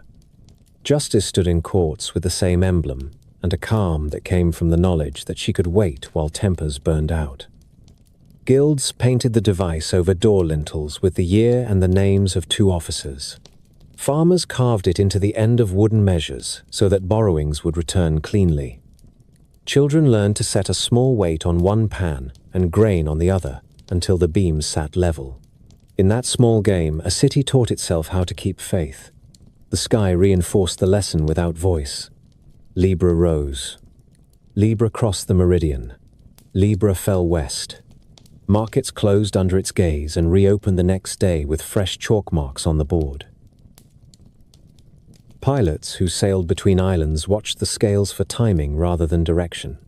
The bright points guided them less than other figures, yet those points spoke when to make certain runs and when to refuse a captain who pressed for a late crossing. The Etesian winds that ruled high summer eased. The breakers changed their note on stony coves. Libra's posture at dusk told a crew what the fishers had already begun to feel in their bones. A last run was safe this week. Another would be foolish. In that way, the constellation governed by restraint and by a practical kind of wisdom. The men who listened kept their ships and their lives. The men who ignored the signal came home under a sail patched in the bow or did not come home at all. Writers who loved order glanced at Libra when they looked for images to steady the mind. A beam that will stand straight if you take care. Two trays that punish greed without words. The line across the middle that refuses to tilt for a shouted plea. In the art of law-giving, this image proved stronger than speeches. Themis and Dike appeared with scales because the device said their names in clear strokes a child could copy. When the city sponsored a festival to renew its promises after harvest, a herald carried a small bronze balance through the procession and then set it on the steps of the temple. People laid coins on one side and loaves on the other until the beam steadied. The act made an easy sermon. Give enough until the arm stops its tremor. Then go back to work. The stars themselves carry the old memory of the scorpion, even while the sign announces a new idea. Zubin el-Genubi and Zubin Eshamali still mean the southern claw and the northern claw in the language that brought those names forward. The night keeps both histories at once without confusion. That is how cultures often grow. A people inherits a figure as part of a larger beast. Another people redraws the lines and keeps the old names at the corners as labels for a past that remains real. The Greeks placed the scales between the maiden who withdrew and the scorpion that brings down the proud hunter. The sequence speaks quietly. First keep the measure, then remember the sting that waits for arrogance. Anyone who traced the Zodiac across the sky with a staff could feel those chapters turn. When the sun stepped into Libra, cities marked the date with actions that were small and useful. Weights were tested against standards in public. Official measures were rinsed and blessed with a pinch of salt. Debts were counted and rolled forward where mercy allowed. Courts cleared old cases before winter closed the roads. Scribes sharpened their reeds and began new ledgers.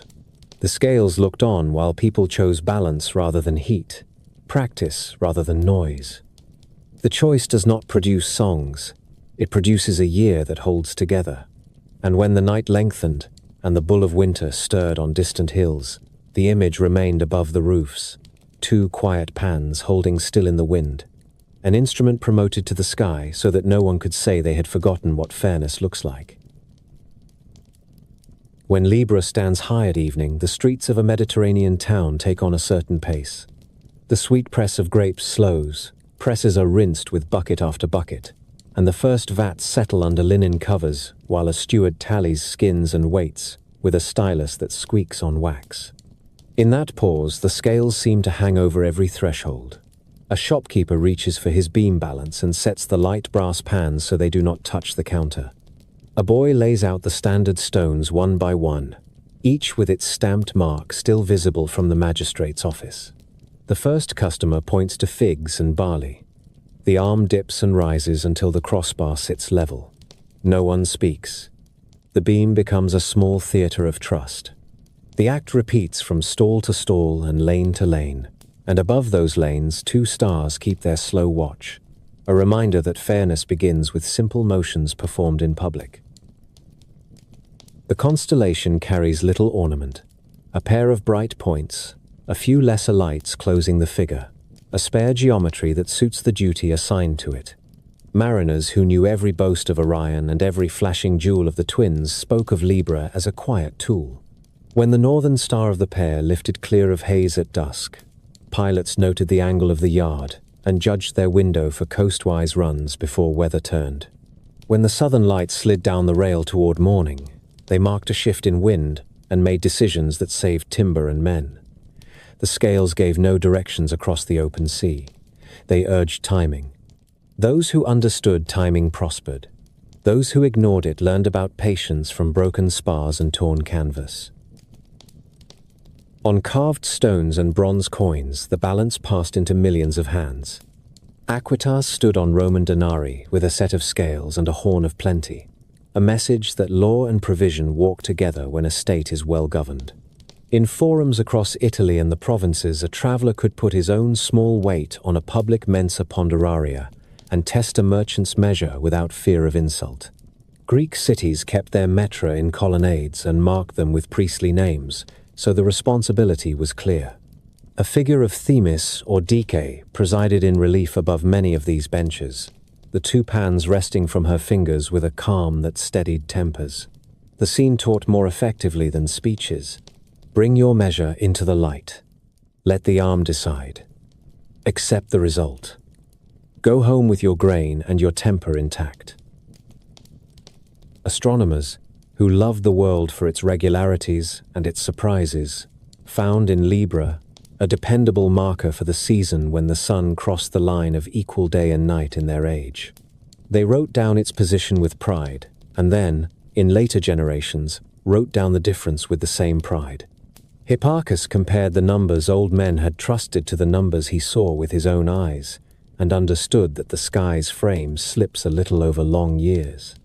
Precession became a lesson carried in the same pages as star catalogues. The scales still stood for the balance of the year in custom and poetry, yet observers learned to keep 2 truths together. The picture holds. The background moves. A patient mind can reconcile both without losing its footing. In the hands of artists, the sign gathered meanings that citizens could recognize at a glance. On friezes, a magistrate raises one tray and lowers the other until they match. On painted panels carried in processions after harvest, a small bronze balance sits before the temple steps, while the crowd piles bread on one pan and coins on the other, until the beam steadies in air that smells of must and laurel. In private houses, the emblem appears above doorways where accounts are kept. A father lifts a child to touch the carved beam, so the lesson enters the body before it enters the mind. The gesture becomes habit. The habit becomes a custom that survives bad years and ambitious men. The older memory of claws never vanished. Names preserved it. Zubin Shamali and Zubin el-Janubi traveled through tongues and scripts, keeping a hint of the scorpion's reach even as the figure in the textbooks became a separate instrument. This double history made sense to people who knew that city walls are built from stones taken from older walls.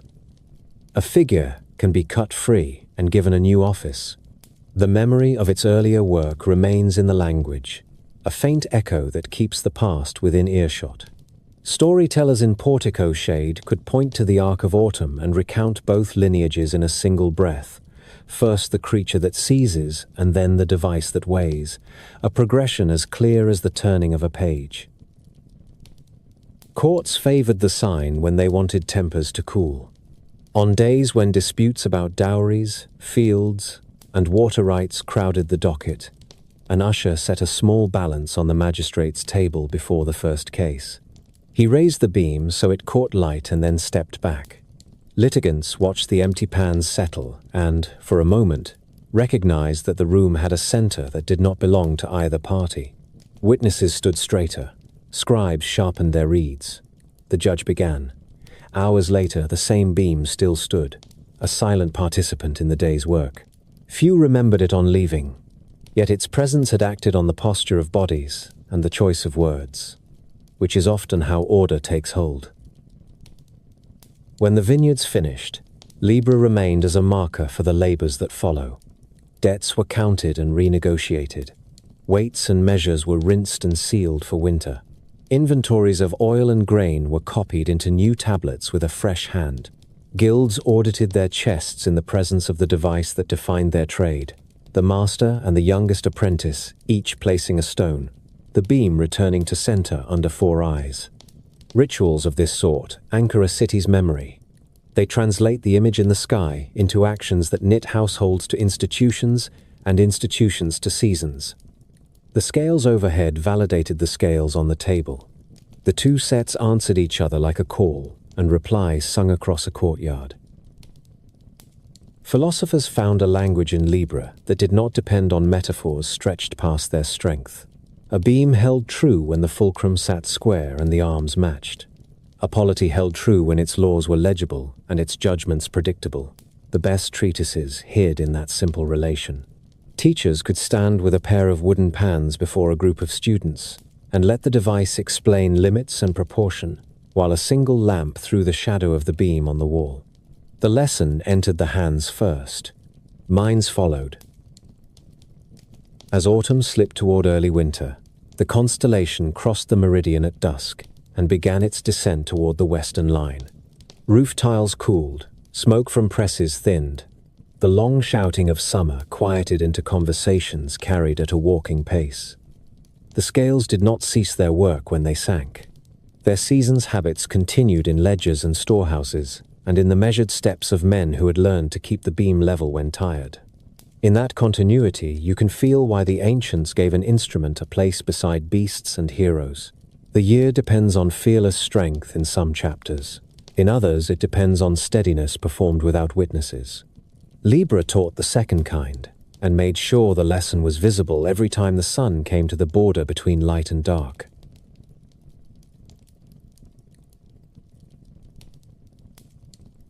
Scorpio rises from the horizon like something remembered before language. A hooked tail climbs first, then the curve of a body thick with stars. Low in the southern sky, the heart burns red, a steady coal that sailors learned at once, and farmers pointed out to their sons. Antares, rival of Aries, a name that tells you how it looks when the air is clear and the night is warm enough to carry voices across fields. The scorpion takes shape in stages as your eyes adjust. A brow forms around Dishubba.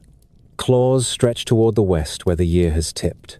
The tail bends tight and ends in a sting named Shaula, a word that tastes of sand and heat. The figure is one of the few that needs no help from imagination. The desert people knew it. The island people knew it. The Greeks gave it a story fitted to its weight. Orion drew the story to himself with the stubborn gravity of men who do not measure the reach of their words.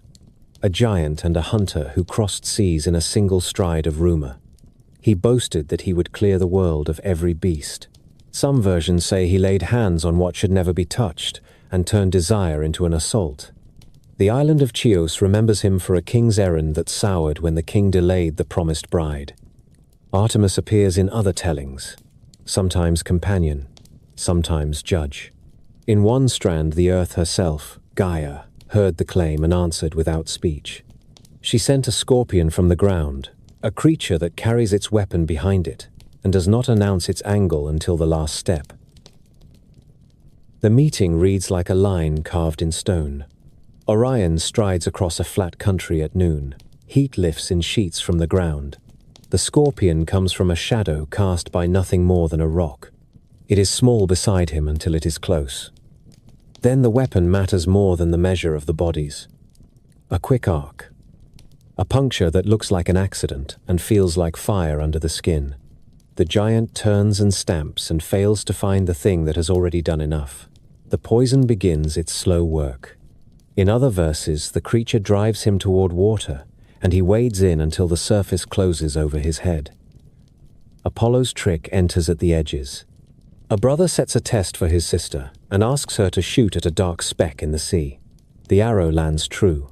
Orion sinks. However, the line is written. The end keeps faith with the same idea. A man who claimed the right to end all wild lives becomes the example that warns against claims without measure. The gods placed their witnesses where no hand could move them again. Orion received a place among the winter stars. A belt of 3 lights draws the eye, and the sword hangs beneath. Dogs run at his heels. He raises a club into darkness that needs no club. Far away across the river of the sky, the Scorpion takes the months he cannot take. One rises as the other flees. The old teachers pointed to that chase as if it could cool a fever. Watch the horizon at dusk in late summer. The Scorpion lifts. Orion is gone. Watch again before dawn in winter.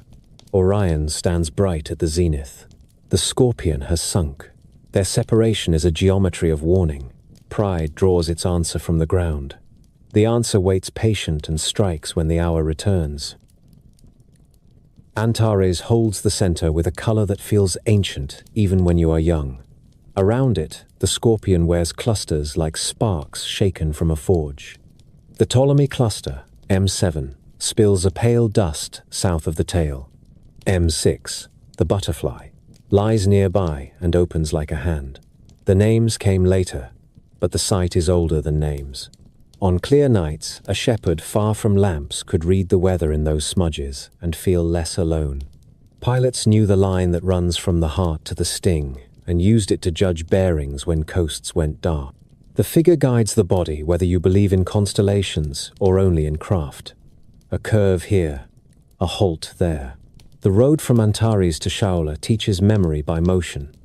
It is enough to get you home across water you have crossed 100 times and still respect. Ancient mouths kept both versions of the quarrel. The one where Gaia sends the Scorpion because a man threatens the order of living things.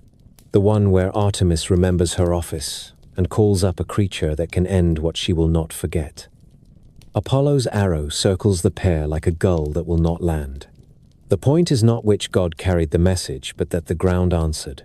A low instrument, a quiet instrument, an instrument that does not need sound. Rural altars bore small scorpions in relief for that reason. A house in the back country understands the danger of hands that forget themselves. A mother taught a child the shape in the sky and said 2 sentences to last a lifetime. Do not boast against the world. Do not mistake speed for safety. Scorpio owns the deep parts of summer where sleep grows light and dogs bark at nothing, and the countryside waits for a wind that will not come. In those hours, the red heart hangs over roofs and turns whole towns into listeners.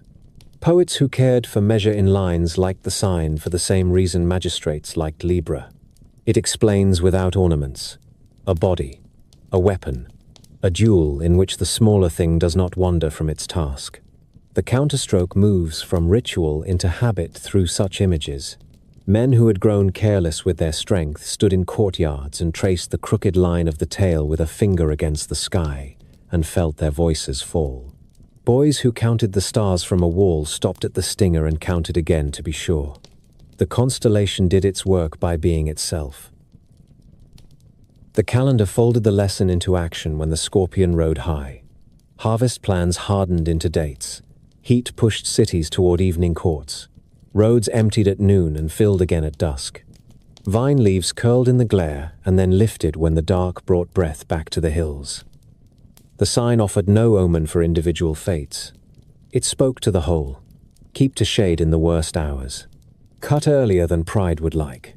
Tie bundles with more care than last year because the air drinks sweat faster than water can replace it. The same voice carried to soldiers on border posts and to crews in anchorages where the swell never sleeps. The figure told them to shorten the morning watch, to think twice before chasing a quarrel into the open country, to put the weight on prudence until the weather changed. So the Greeks let the scorpion hold its ground across from the hunter and kept telling the story in full light. The image traveled from vase to wall to coin to the sky above the speaker's head. It has never lost the edge that made it valuable. A creature drawn with economy. A sting that bends like a question you cannot refuse to answer. A red heart set at the center to remind the strong that the world contains forces that do not care who wears the crown or carries the club. The sign sits on the ecliptic where the sun walks its yearly road, though the sun's stay is brief in these stars. Ancient observers who kept strict calendars gave the scorpion only a handful of days before the sun crossed into the serpent-bearer. The fact did not diminish the figure's presence. It heightened the sense that this was a gate to be noted with care.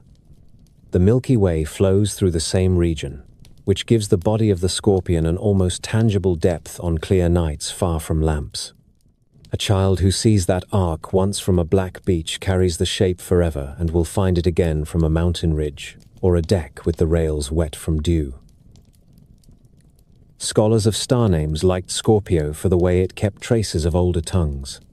The Greeks spoke of Scorpios and wrote it in the lists of the Zodiac. Romans used Scorpius and drew the same body into their mosaics with tesserae, the color of wine and honey. Traders coming west carried Arabic names for the tail and the brow that would live on, even when alphabets changed. The habit of inheritance suited the figure. A creature that endures in dry ground and in heat leaves the same impression on minds that travel. Greek and Roman artists carved scorpions on small stones used as seals or amulets. Soldiers wore them on rings struck in iron. Householders set them on oil lamps so that the last light seen before sleep would belong to a shape that warns against careless hands and rash vows. Astrology in the Hellenistic schools placed Mars with the scorpion and taught that the sign carried power through fixed intensity. Philosophers who were more concerned with conduct than with fate borrowed the image without the rules. They spoke of the scorpion when they wanted to explain a kind of discipline that waits for the moment that matters and spends its force in a single clean use. The same lesson appears in small practical customs. Reapers who worked under Antares kept a tighter line when binding sheaves because the air drank sweat faster than wells could satisfy a throat. Captains shifted watches so the midday sun found fewer men on deck and found those men with water near at hand. Garrison commanders on borders shortened patrol circuits and doubled the hour at the gate, a concession to heat that preserved horses and tempers. Antares has the authority that belongs to a clock hand. Its heliacal rising, when the star first returns to the dawn after invisibility in the sun's glare, told whole communities that the worst heat was on its way. Wine presses were checked and repaired. Roofs were patched before 2 months of weather-tested joints and clay. Jars were counted and chalk marked because miscounting after harvest costs less than miscounting before. The same pin of red taught sailors prudence in late-season ventures across long fetches of sea. An embarkation that made sense in the weeks of the twins could sink a hull in the weeks of the scorpion. Good practice rests in that kind of distinction, and the sky repeats the instruction until it becomes second nature. Artists never tired of fitting the scorpion into useful places. It crawls around the rims of craters that once held watered wine. It decorates the base of sundials where a small gnomon throws a thin blade of shadow across the hours. It crouches on thresholds in mosaic, a sign that tells visitors to watch their tongues and tells residents to keep their own. The body carries no crown. The figure requires no spear. A curved weapon raised behind a patient creature offers enough narrative for a household. It says, "Slow your stride as you enter, and measure your strength as you speak." The same sense follows the constellation across the year. The red heart climbs, the tail bends. The lesson arrives without need of a priest. So the Greeks kept Scorpio in its place, across from the winter hunter, and let Antares burn above their courts, their fields, and their harbors, until the season changed. When the first hints of cool entered the air and the cicadas eased their chorus, the stinger drew down toward the line of the sea. Vines let go of their last sweetness, roads filled with carts. The sky moved on to the sign that draws a bow. The scorpion left behind an afterimage in the eyes of anyone who had watched it night after night. A curve, a coal, a rule about claims and their limits written where no hand could erase it.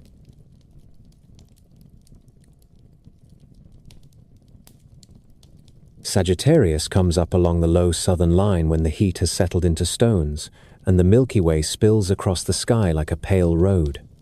The eye finds a bow first, then an arm that draws the string, then a body that seems half man and half swift creature, planted in darkness with the poise of someone who knows where the arrow will land before the release. The arrow points toward the red lamp in the scorpion's breast. The whole scene reads as a single sentence written in light. An archer stands on the bank of the Star River and holds a threat at bay. Storytellers gave the archer a name and a home among living hills. They spoke of Crotus, a hunter who grew up on Mount Helicon under the care of Eupheme, the nurse of the Muses, and who learned his woodcraft with the quickness of a boy who never feared weather. He kept the slopes quiet while the daughters of memory sang. He judged the stir in brush before he saw it. He invented a way to mark delight that rooms now take for granted. Hands brought together sharply so the air answers back. The Muses called it praise. Crotus called it thanks. When he ran with the hounds, he loosed arrows that struck where thought had told them to go. When he sat at the edge of the spring below the mountain and listened to hymns, he kept an eye on the tree line and counted how many heartbeats would be needed to stand, knock, draw, and change the mind of any shape that wandered too close. The Muses asked Zeus to honor a guardian who understood song and danger in the same breath. The god answered by fixing Crotus in the sky with a bow forever drawn, hooves or shaggy legs given by artists to show speed, a tail sometimes sketched with a rustic flourish that remembers his woodland blood. Other mouths told of Chiron, the patient teacher of heroes, and let his virtues bleed into the archer's outline, even as his own constellation stands farther south. They remembered a wound that never closed, a poisoned arrow loosed by Heracles that lodged a lesson deeper than any he had taught with words, and the strange bargain that followed when the immortal chose to yield his endless days so Prometheus could be freed. Wisdom, skill, and a justice learned in pain are hard qualities to keep contained in one figure only. Observers who loved clean meanings allowed the archer of the Zodiac to carry that character. An arrow drawn against the dark can serve as a sign for the kind of knowledge that acts without noise. The Greeks read the archer's posture against the creature behind him and found comfort in the geometry. The line from the knock through the shaft passes toward Antares, a reminder that courage sometimes lives in the silent moment before release. Ancient star writers traced the bow with names that sailed into later ages. Caus Borealis at the upper limb, Caus Media across the bend, Caus Australis along the lower stave. The arrowhead glints at Alnasil, the arrow, and the hand finds the grip by Nunci, a bright mark whose sound came down through traders' roots. A cellar sits at the arm like a small shoulder flash. Priest astronomers copied these points into lists and then compared the lists to the sky until the pattern held steady in memory. Pilots in warm harbors needed the body less than they needed the bow. The arc itself became an instruction, a curve one could set against the sea to keep bearings while running along summer coasts. The archer stands where the Star River is thickest. On clear nights, a shepherd lying back on warm ground near a field wall can see darkness gouged with brightness there, small patches like breath on glass, set among countless sparks. Those who watched long said the sky looked deepest in that quarter, and kept an old reverence for the place. The ecliptic runs through the same region. Planets step past the archer's arm in slow procession, evening after evening, like travelers asking leave to cross a guarded bridge. Calendars noted his season with tasks that suit long days and short tempers. Move stores before thunder breaks. Check rigging before a launch. Set water where workers can reach it without asking. The myth gave the practical a face. A figure on the margin of the Star River promises defense while others do their work. Artists put the archer into every material people touch. He runs along black figure vases with a bow that looks like a crescent caught in flight. He is cut into intaglios no wider than a thumb, a poised miniature carried in rings. He strides in mosaic over the floors of bathhouses, tiles shaping muscles, and a taut string in lines a child could follow with a damp finger. In all these rooms, the same lesson waits. Preparation lives in small motions. A hand cups the knock, a second hand draws. Eyes find the mark and refuse to wander. The arrow does not tremble because the arm has practiced too often to let it shake. When the archer clears the eastern roofs in the hours after sunset, the high summer night has reached the stretch when crickets keep their chorus and the town grows still. Men lean on parapets and count the main lights without speaking. Women on upper balconies lift washed cloths to lines and pause to look south. A boy on a flat roof learns to match star to star by watching the shaft climb and the scorpion sink. And in the exercise, his patience holds a little longer than it did last week. The figure teaches without voice. It invites the quiet that turns skill into instinct. The Greeks, who loved stories and also loved order, left the archer there to keep that invitation open for any pair of eyes willing to wait until the bow becomes visible in full, and the arrow finally points with certainty into the dark. Sagittarius governs the weeks when the Milky Way looks like smoke carried low along the horizon. The air stays warm after dusk. The grass keeps the day's heat and releases it slowly as if the ground were breathing. People look south and find the bow again. The shape grows obvious as the eye adjusts. Caus borealis holds the upper limb. Caus media bends the middle. Caus australis secures the lower stave. Alnasil glints where an arrowhead would flash if the archer loosed. Nunci steadies the hand. Acella marks the arm like a small badge. Farther off, Rukbat sits by the knee with a cool steadiness that scribes always enjoyed writing down even when brighter fires drew more attention.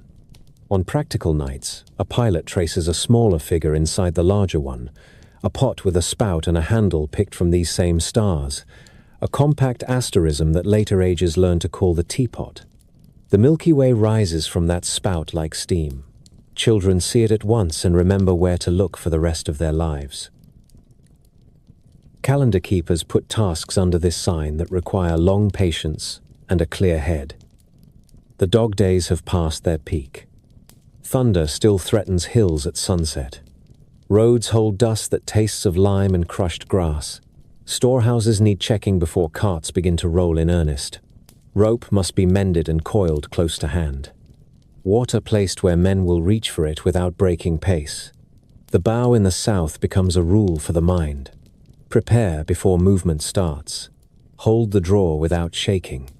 Choose the instant that changes outcomes.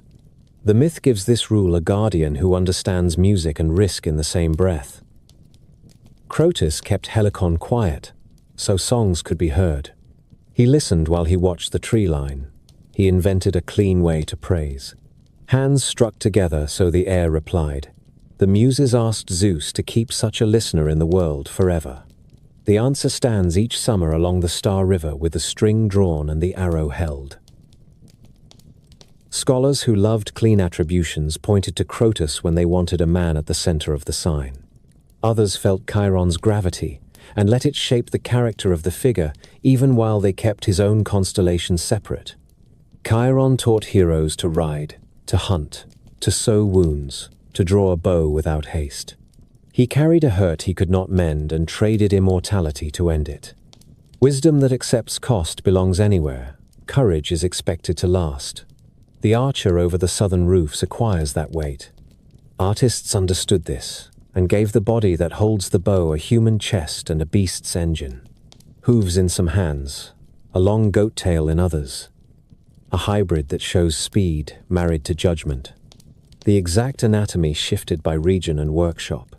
The intent held, a figure made to move and to aim at once. Sailors used Sagittarius for bearings as the season pulled them along familiar coasts. The arrow points toward the red lamp in the breast of the Scorpion and makes a straight line that keeps a helm honest on warm nights. Ports under islands glowed like small fires beyond headlands. Crews watched the bow clear the yard and knew how much dark remained for rowing. The Star River behind the Archer gave confidence on cloudless passages. Where the brightness thickens, the eye learns to trust a route across sky, the way a hunter learns a path across scrub. Pilots who had passed their prime taught the young to read the bow and the Archer's body in parts, and then as a whole. Point out Caus Australis, find Alnasil, walk your finger along the shaft to Nunki. Keep that line in your head when land sinks after moonset. Priest astronomers wrote the figure with pleasure into their catalogues.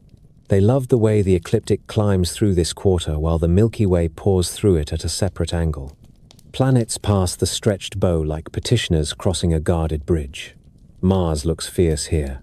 Jupiter glows with an authority that belongs to his size and to the stories that carry his name. Venus steals attention when she strays into the same field. The watchers copied positions with reeds and ink until the paper became a dark garden of points and numbers. Hipparchus compared the gardens of earlier men to the sky above his head and saw that the frame itself shifts over centuries. He kept both truths without flinching. The pattern remains useful. The background moves. In towns that cared for memory, the Archer marched through images that ordinary people touched every day. He strides across the black curve of craters with a bow drawn tight and the string picked out in a pale stroke. He lives on signet stones no larger than a thumb, a poised miniature pressed into wax to seal accounts and letters. He runs over bathhouse floors in tesserae that shine after a bucket has passed, the wet tiles making his limbs look alive. Carvers set him on public altars beside the summer months of the year. Painters placed him on dining room walls opposite shelves where cups stood ready for wine, a reminder that chaos still walks and that someone must keep watch at the edge of the feast. The season under this sign trains temper as much as muscle. Heat has pared speech down to what is necessary.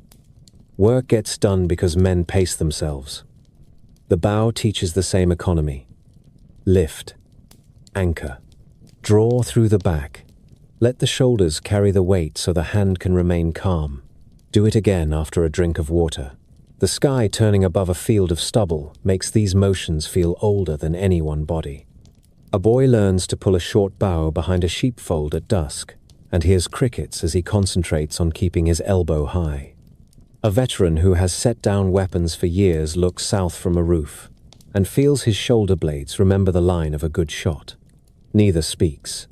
The figure holds their attention until the arrowhead brightens and the Scorpion's tail sinks another finger toward the west. Late at night, the Archer stands over the thickest star clouds anyone can see without an instrument. The darkness between those clouds reaches into a depth that unsettles even steady hearts. Philosophers like to let their voices trail off there. The world beyond the world showed itself in a form that demanded humility. The bow aimed into that region gives mortals something to do with their attention. It lends purpose to a view that otherwise swallows thought. You can count the stars along the shaft and feel small without feeling lost. You can place the arrowhead and trust that it will be there when you look again next year. A pattern whose parts have names steadies a mind when summer has run long and fatigue makes edges blur. When the Archer begins his slide toward the west, a city has already changed its rhythm. Presses run by torchlight. Teams load carts before sunrise. Householders check shutters against sudden winds. In ports, ropes thicken over bollards, as if harbors gathered their own muscles for weather to come. Sagittarius remains above the southern roofline while these motions repeat. The sign carries no crown. It offers a craft. Across fields, across water, across rooms with low lamps, people read the same lesson in the same posture. Preparation in quiet. Attention held. Release when the mark is sure.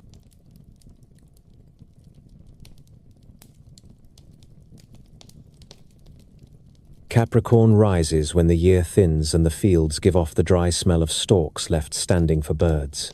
Evening brings a clear cold that sharpens sound. Roof tiles click as they settle.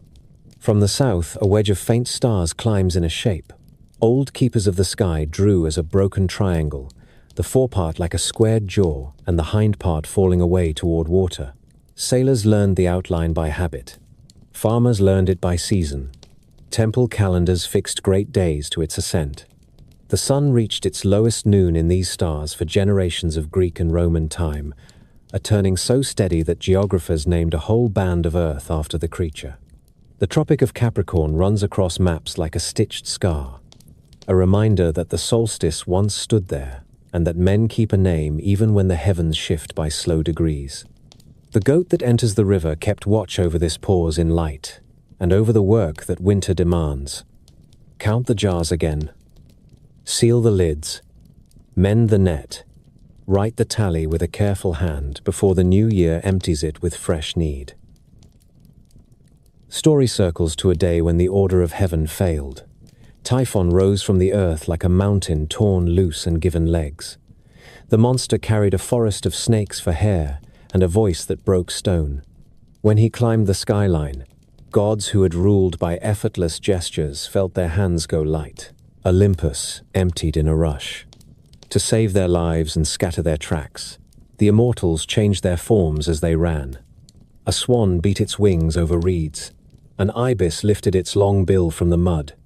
A cow kicked down the riverbank.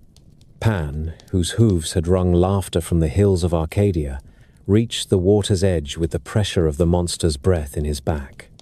He plunged forward, and in the plunge his body learned a new shape that answered the need of the hour. From the waist up he kept his goat strength, the horned head, the shag of the neck, the chest built for a shout. From the waist down he learned the river's craft.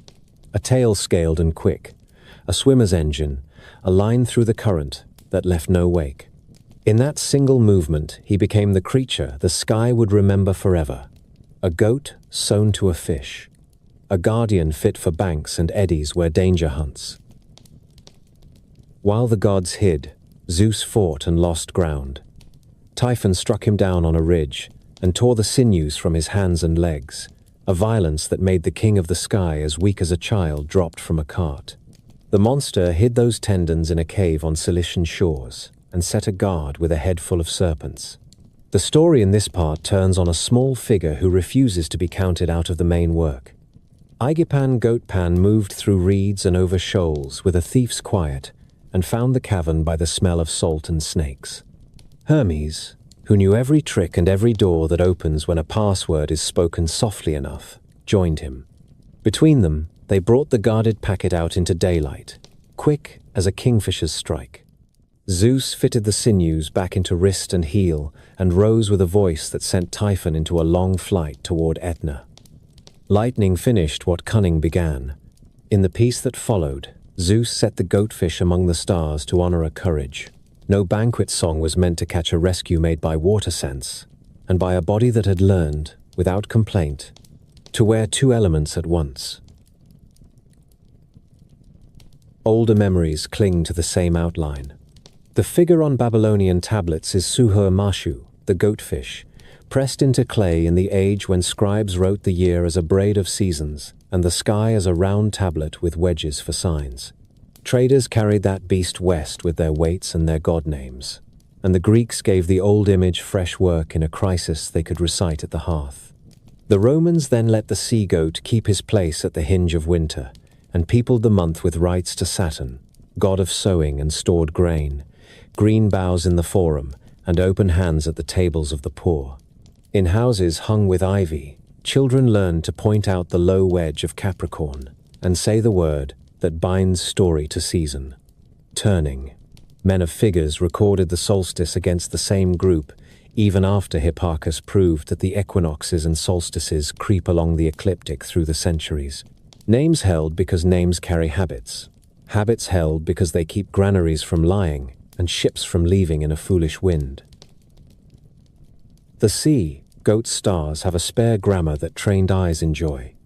At the tail shines Deneb Algadi, the tail of the goat, a steady white that marks the hind edge where the imagined body sinks into dark.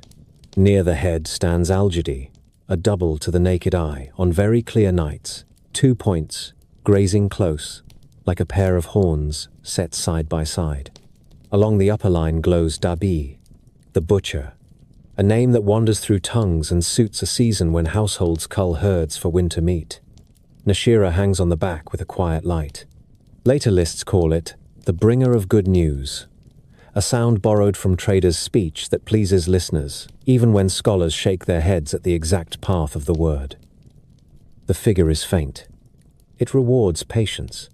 Children learn it by first finding the bright water bird to the west and the square with wings above, then slipping down to the goat whose hindquarters are already in the river.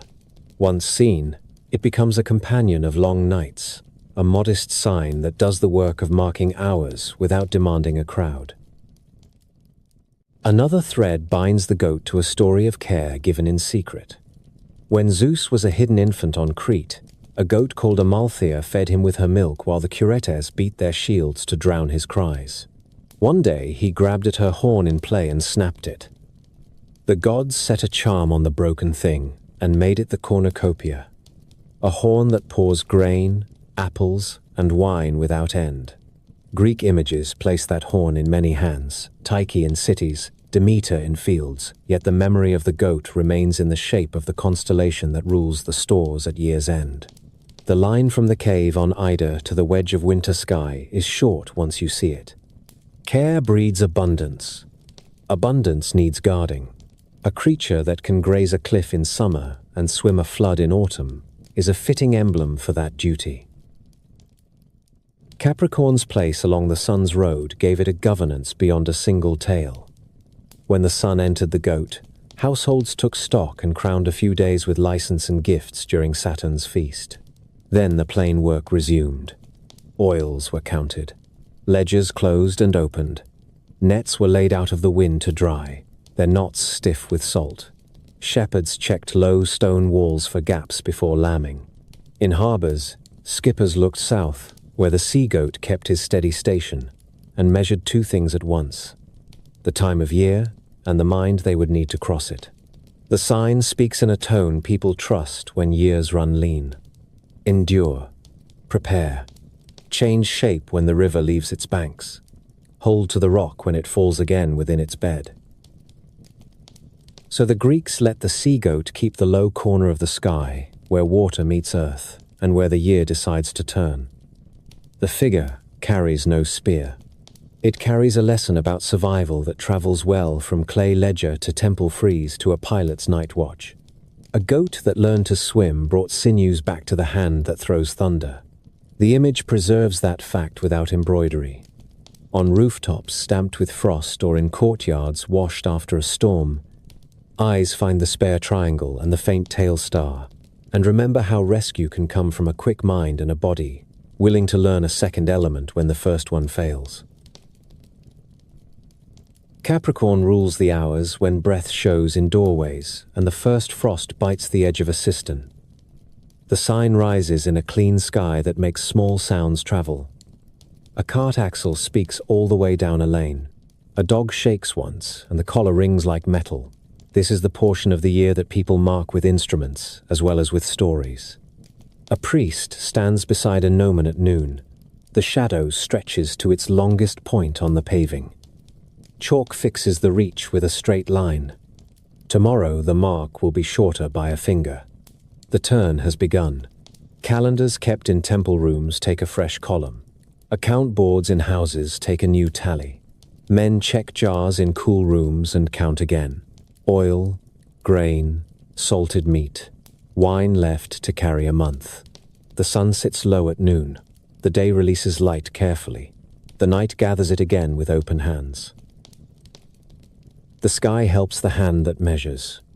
Near the goat there is a small cluster that looks like breath on glass. In very dark air, it is easy to mistake for a blurred star. It is a ball of ancient suns bound like bees on a branch. Later books call it Messier 30. Shepherds learn it by feel before they know its catalogue name. When the night is sharp and dry, the cluster shows a bright core. When haze lies low, it dissolves. The difference tells a watcher more about weather than any boast. Many of the goat's points please the eye of a reader who loves doubles. The foremost horn is 2 stars set in a wide pair. The butcher star near the back has companions as well. The tail light is steady on most nights, and then, without warning, fades by a small step when a dark body moves across it. A quiet eclipse that repeats through a cycle most men will never count. These are details for those who sit long with the cold.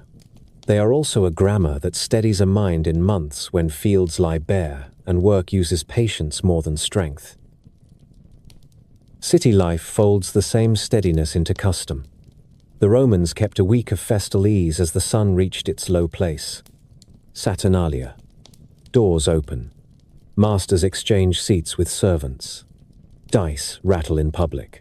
Cooks carry platters through streets stacked with loaves and pork and greens. Children shout a single greeting at strangers and are answered with a gift. The old cry carries through courtyards and markets.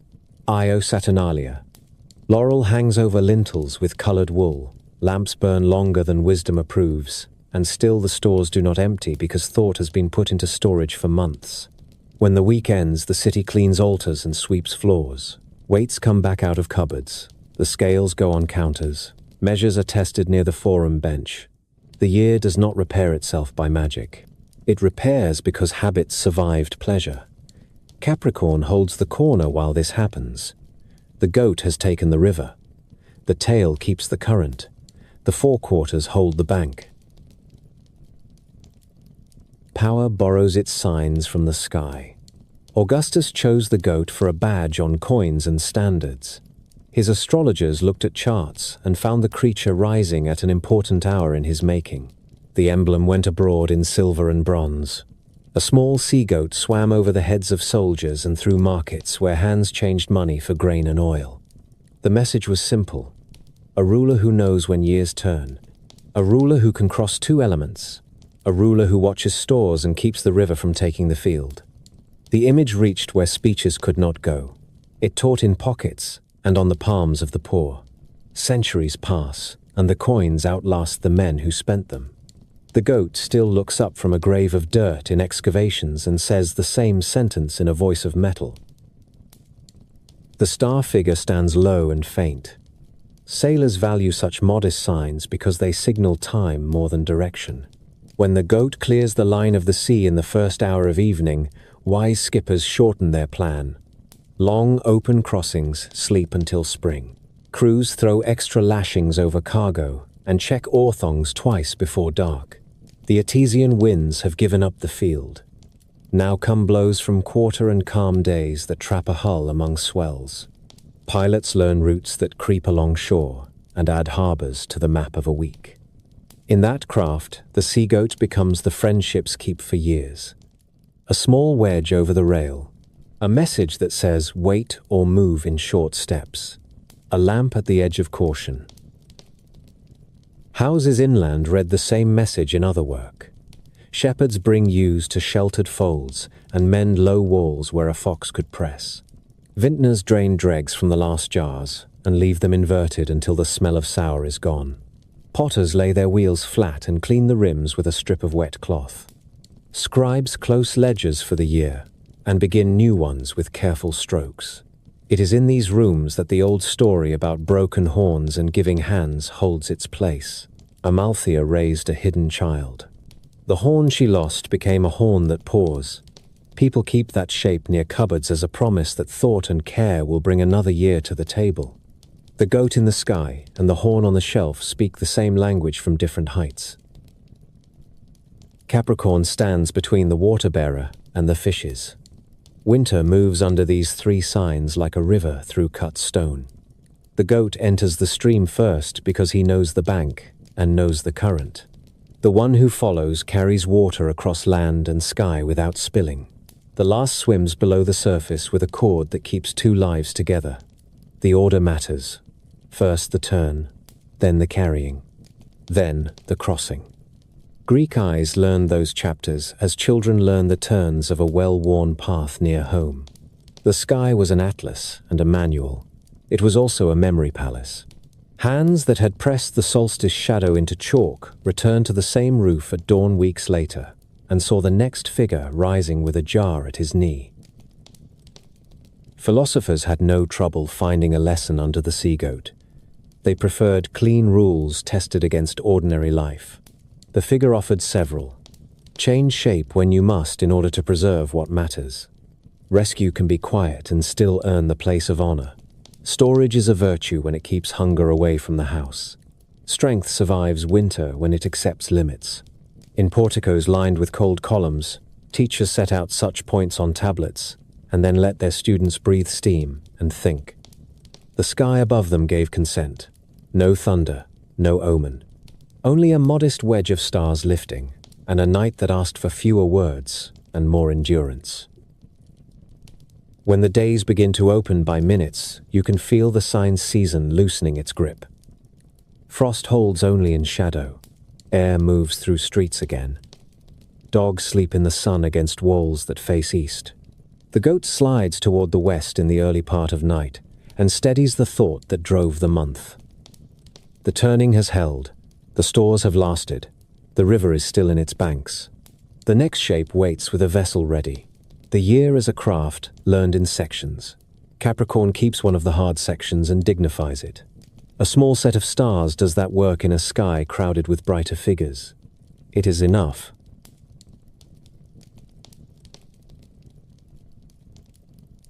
Aquarius begins on a slope of Mount Ida, where the grass stays soft even in late summer, and a boy watches sheep with the patience of someone who hears more than he says.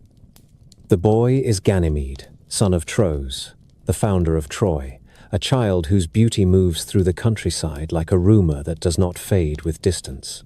He walks barefoot along the ridge and carries a staff cut that morning from a young ash. Dogs lope at his heels and stop when he stops, as if they understand that their master can read the wind by listening to the flight of a bee. The sky is a blue that seems to promise mercy. He looks up with the unguarded gaze of someone who has not yet learned that the gods prefer surprise. Zeus sees him from a height that makes kingdoms look like coins. Desire does what it always does in these stories. It rewrites the rules in a stroke and expects the world to keep up. The king of the sky chooses a shape that will not alarm a shepherd until it is too late. He becomes an eagle that can dive without a sound. The hawks over Ida know this bird and give way when its shadow cuts the slope. The air smells of thyme and sheep.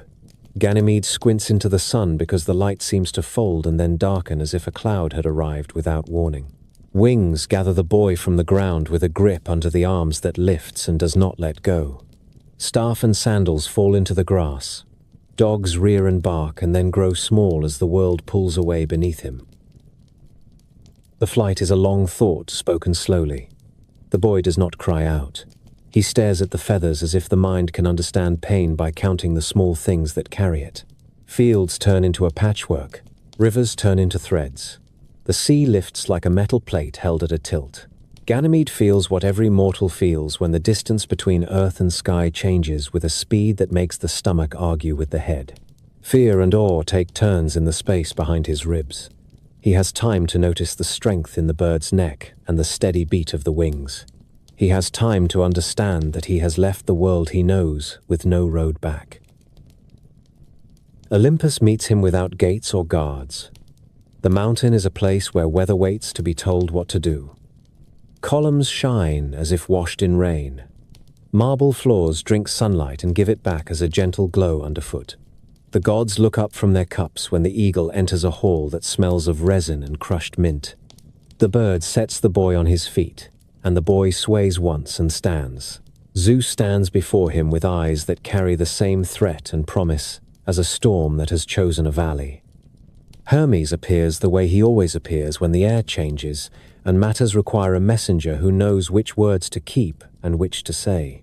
Hera looks from her seat with a stillness that says she understands what has been taken and does not approve of the manner of the taking. Ganymede learns what it means to serve immortals. He is given a basin of water that smells of laurel. He washes the hands of gods who do not age. He carries a jug of nectar that shines like the inside of a shell. He pours with emotion so calm that even Aries lowers his voice when the boy passes. He replaces Hebe in some tellings, or serves beside her in others, a detail that changes with the singer yet never alters the sight that mattered to the ancients. A mortal child moving among divine chairs with a vessel that never empties and a face that never shows fear. The cup he lifts is the same cup that will become a stream of light in the sky. The posture he learns in the hall is the posture the constellation holds forever. The world below asks for an answer. A king in Dardania counts the days and does not see his son return with the flock. Tro stands at the edge of a field at sundown and watches the dogs arrive alone. The cry that leaves his mouth is the cry every parent knows in the moment before facts arrive. Zeus does not leave the wound open. He sends Hermes with gifts to soften the blow. Horses that can run over sea foam without sinking. A golden vine that coils like a living thing and bears fruit in season. Versions differ on the exact token, which is how memory works when pain is old. The point survives. The father receives proof that his loss has been honored by a power he cannot refuse.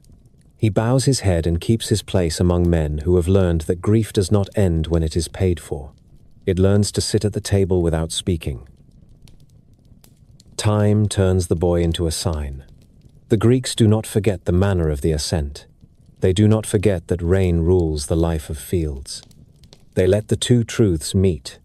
Aquarius becomes a youth who pours water from a jar into a river that already knows where it is going. When the sun walks this section of the ecliptic in winter months, wet storms cross the islands and the mainland breathes again. Sailors mark the season when the jars in the sky seem to spill and call it useful. Farmers watch channels fill and take the pulse of the year in the sound of water moving through dry stone. In some places, tellers braid this figure with older memory of floods, Deucalion and Pyrrha on a raft, after a world made new. The pairing is natural, a figure who pours, a world that needs pouring. Painters give the youth a profile that could belong to any shepherd from Ida and set a plain jar in his hands. Mosaics lay him out along the wall of a bath where steam collects and drips, a mirror of the work above. Gem cutters carve him on stones no wider than a thumb and make the falling water a line that catches light when the seal meets wax. On Roman coins, the water-bearer appears beside a river god with a reed in his hair. A conversation between sky and ground carried on in metal. In every medium, one thing holds. The jar empties in a clean stream that never runs dry. The figure pours as if the arm cannot tire. The stars that carry his shape keep a quiet brightness that suits the story. The luck of kings sits near his brow in a name that wandered west from older speech. Sadal Melek, the lucky one of the king. A wider fortune rests in another light at the shoulder called Sadal Sud, the luckiest of the lucky, a sound that pleases sailors who find it high on windless nights. Lower along the stream lies Sadak Bia, the lucky star of tents, a name that speaks of shelter raised against sudden weather. A quick shower of meteors arrives from the same region each year in late summer, when most men are too hot to sleep, and so see the brief lines sketch the dark without warning. Eta Aquarii gives that shower its mark in later books. The ancients only said that the night was busy and that wishes came easily to the mouth in hours like those. Hera's anger never leaves the story. She watches the boy pour for her husband and holds the cup in her hand with the steadiness of a queen who knows that dignity can be a weapon. The poets let her words fall in short lines that carry more ice than heat. The tale turns in small ways over centuries. Sometimes the marriage bed of Zeus suffers another wound. Sometimes the queen grows in wisdom and allows the boy to stand, if not in favor, then within the circle of the possible. The constellation does not judge, it remembers. It preserves an image that has power even when the details shift. A youth who rose from a hillside and brought rain to a dry world by lifting a single vessel again and again without spilling. When the figure stands high at night above winter courtyards, you can hear the sound of water from cisterns and gutters, and the trickle-down channels cut through stone in the age before your grandfather's grandfather. Women set bowls along walls to catch drips that will cool the house by day. Men pull cloaks tighter and speak of hills greening in a week if the wind holds. The children of the city trace the line of the falling stream with a finger and try to guess where the river below and the river above meet. The answer is easy for them. Everywhere. The cup never empties. The arm never tires. The sky keeps faith with the work that life asks for in this part of the year. Aquarius holds a long tract of sky the old teachers nicknamed the sea. Fishes swim there, a river runs there, a whale lifts its back there. The water-bearer stands among these neighbors and tips his vessel so a ribbon of faint stars runs away from his hands. The stream descends toward the southern fish, where a single white fire waits like an open mouth. Fomalhaut shines there with the authority of a first-magnitude lamp and gathers the falling water as if the heavens had arranged a meeting between a cup and a thirst. Children learn the trick once and keep it for life. Find the jar. Follow the zigzag that spills from it. Let your finger drift until it touches the solitary bright star that sailors use to steady their course over warm seas. A picture becomes a path, and the path teaches the sky. The jar itself forms a small pattern inside the larger figure. 4 stars mark its rim and throat in a shape that looks like a fork held upright. Gamma, Zeta, Eta, and Pi Aquarii set the points. Ancient lists give one of them a name that leaves no doubt about its duty. Hydor, water. From that little cup the flow begins. A chain of dim lights that takes patience. The bearer's leg holds a clearer marker. Delta Aquarii gleams with a name that sounds like bone and gate. Scat, leg. A star you can count on when haze erases the fainter stream, and you need to regain your place. Farther along the figure, the eye finds other steady lamps that watch over the shoulder and back. Each has carried the luck names that came west with traders from an older world. Those names are household charms whispered aloud as families move across flat roofs to sleep in cool air while winter rain knocks on channels below. This sign reached Greece already old. On tablets pressed beside the lower courses of the Euphrates, a great figure stands with a jar and pours water that becomes the rivers of a country. The scribes called him the Great One. In their speech he stood with Ea, Lord of Wisdom and the Deep. The water was not an ornament, it was law. It arrived in season and made cities possible. The image traveled with weights and wine and tall stories. It met new mountains and a different sea. The jar remained a jar. The stream remained a stream. Greek mouths changed the divine name and gave the bearer a history that suited a shepherd kingdom and a high court on Olympus. The older memory still shows through like a sketch under paint. A man holds a vessel and the world receives what it needs. Mediterranean weather gave the figure a second authority. When the sun passed these stars, rains crossed islands and peninsulas from the west, heavy storms in some years, and gentle soakings in others.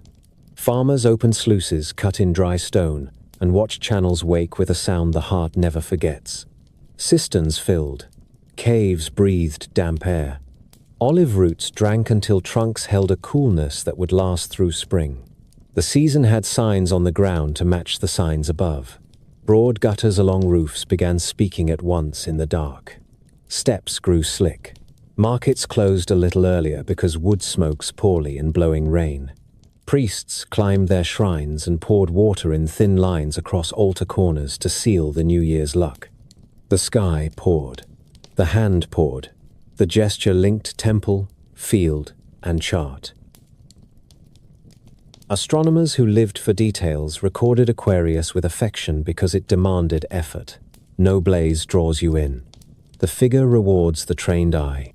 They wrote that the constellation belongs to the larger set, first written down by Ptolemy, with a pride that scholars still feel when lists survive wars and bad kings. They mapped the crooked thread of the stream. They set down the jar stars in the right order so a boy on a roof could fit the pattern without argument. They noticed that a distant cluster sits inside the lines like a puff of breath on a window.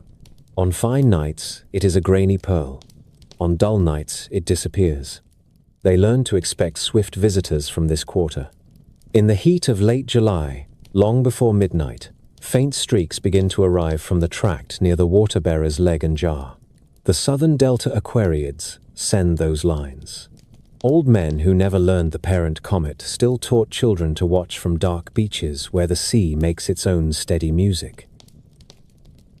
Artists placed the youth with his vessel in rooms that always needed water. Bathhouses set him in mosaic where steam collects. He strides along a wall with a jar that never empties while attendants carry real amphorae past his tile feet. Houses hung with winter greens set him over basins in courtyards. The painted stream looks as if it could fall into the real pool that catches rain from the roof. On coins, he stands beside river gods with reeds in their hair, their hands out to receive the sky's gift. Parchment calendars copy him into the months when jars are checked for cracks and springs run loud in gullies that were dust in high summer. A city reads itself in such images and keeps customs that reach the stomach before they reach the ear. Draw water early. Share with a neighbor whose cistern sits low. Carry a cup up the stair to the old man who cannot take the slope in rain. Sailors borrowed the sign for timing. The bearers of cargo knew the weeks when the west would send long bands of cloud and a sea knocked into short, steep waves that break oars and patience. They watched the jar lift over the eastern line after dusk and counted nights until the first strong gale of the season. They shifted voyages from open water to coasting runs. They tightened lashings and accepted the smaller profits that come with prudence. A helmsman who had lost friends did not need omens to tell him what weather does in these months. He wanted a picture that answered the ache in his stomach with a rule he could follow. The jar pouring into the fish gave him that rule whenever the watch called out the figure's rise. The myth tied to the figure never hardened into a single lesson, which is why it kept authority. It told of a boy taken up and given a vessel that never runs dry. It told of rain that arrives when the land goes quiet under bare vines. It told of a father who receives gifts he had not asked for and learns to live with a new kind of memory. The sky held all of that without anxiety. In one version, the stream that falls from the jar saves a parched field. In another, it becomes the very flood a city fears when river walls fail. Human beings recognized both faces and adjusted conduct. A mason set his course by it when he widened a channel before the storm season. A magistrate set policy by it when he ordered grain moved inland from a low warehouse before the first strong tides of winter. The water-bearer does not speak in riddles. He pours. The world learns to receive and to plan. When Aquarius climbs to the meridian on a clear night in the heart of winter, the towns below offer small signs that the figure has done its work. Laundry hung at midday dries by lamplight, because the air holds chill and damp. Hearths burn lower so smoke will not hang heavy under roof beams. In the dark, a child counts the bright stars at the rim of the jar and traces the crooked stream as far as little eyes can see. The mother finishes a cup and listens to water move in a runnel behind the house. The father checks a roof pot along the parapet and tips it so the basin will not overflow. Above them, the youth continues his motion with the patience that only the sky can manage. One steady arm, one shining cup, a duty that keeps its shape through storms and years.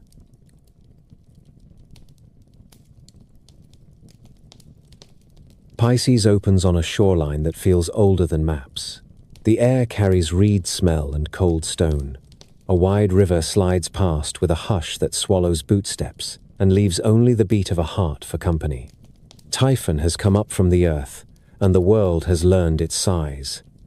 Hills shake, temples shed powder, forests bow without wind. The gods take to flight in shapes that will confuse a hunter who tracks by scent and sound. Aphrodite reaches the bank with a child on her hip, and a look that weighs choices in a breath. Eros clings with one arm around her neck, and the other pressed to the quiver that seems far too large for a body that light. Behind them, the ground breathes as if a lung lies under it.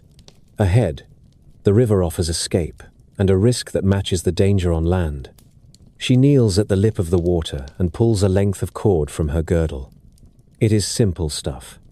twisted fibers that a fisherman would call good enough. She ties one end around the child's wrist and the other around her own. The knot is plain and strong. It carries the thought that matters most when the world goes into fast motion.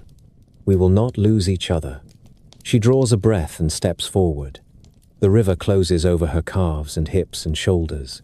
A change moves through her body with the plain authority of a survival act. Flesh learns water. Legs soften into a line that can flex. Ankles turn to a tail that answers current. Arms keep their reach for the child. His small feet flash once and then fold into a swimmer's fin. The cord tightens. They go under, and the river takes them the way a road takes a rider who knows the turnings. Some versions say two local fish rise at once and shoulder the pair through the first pull of the current. The creatures have no fear of monsters in air. They know their own element and work without speech.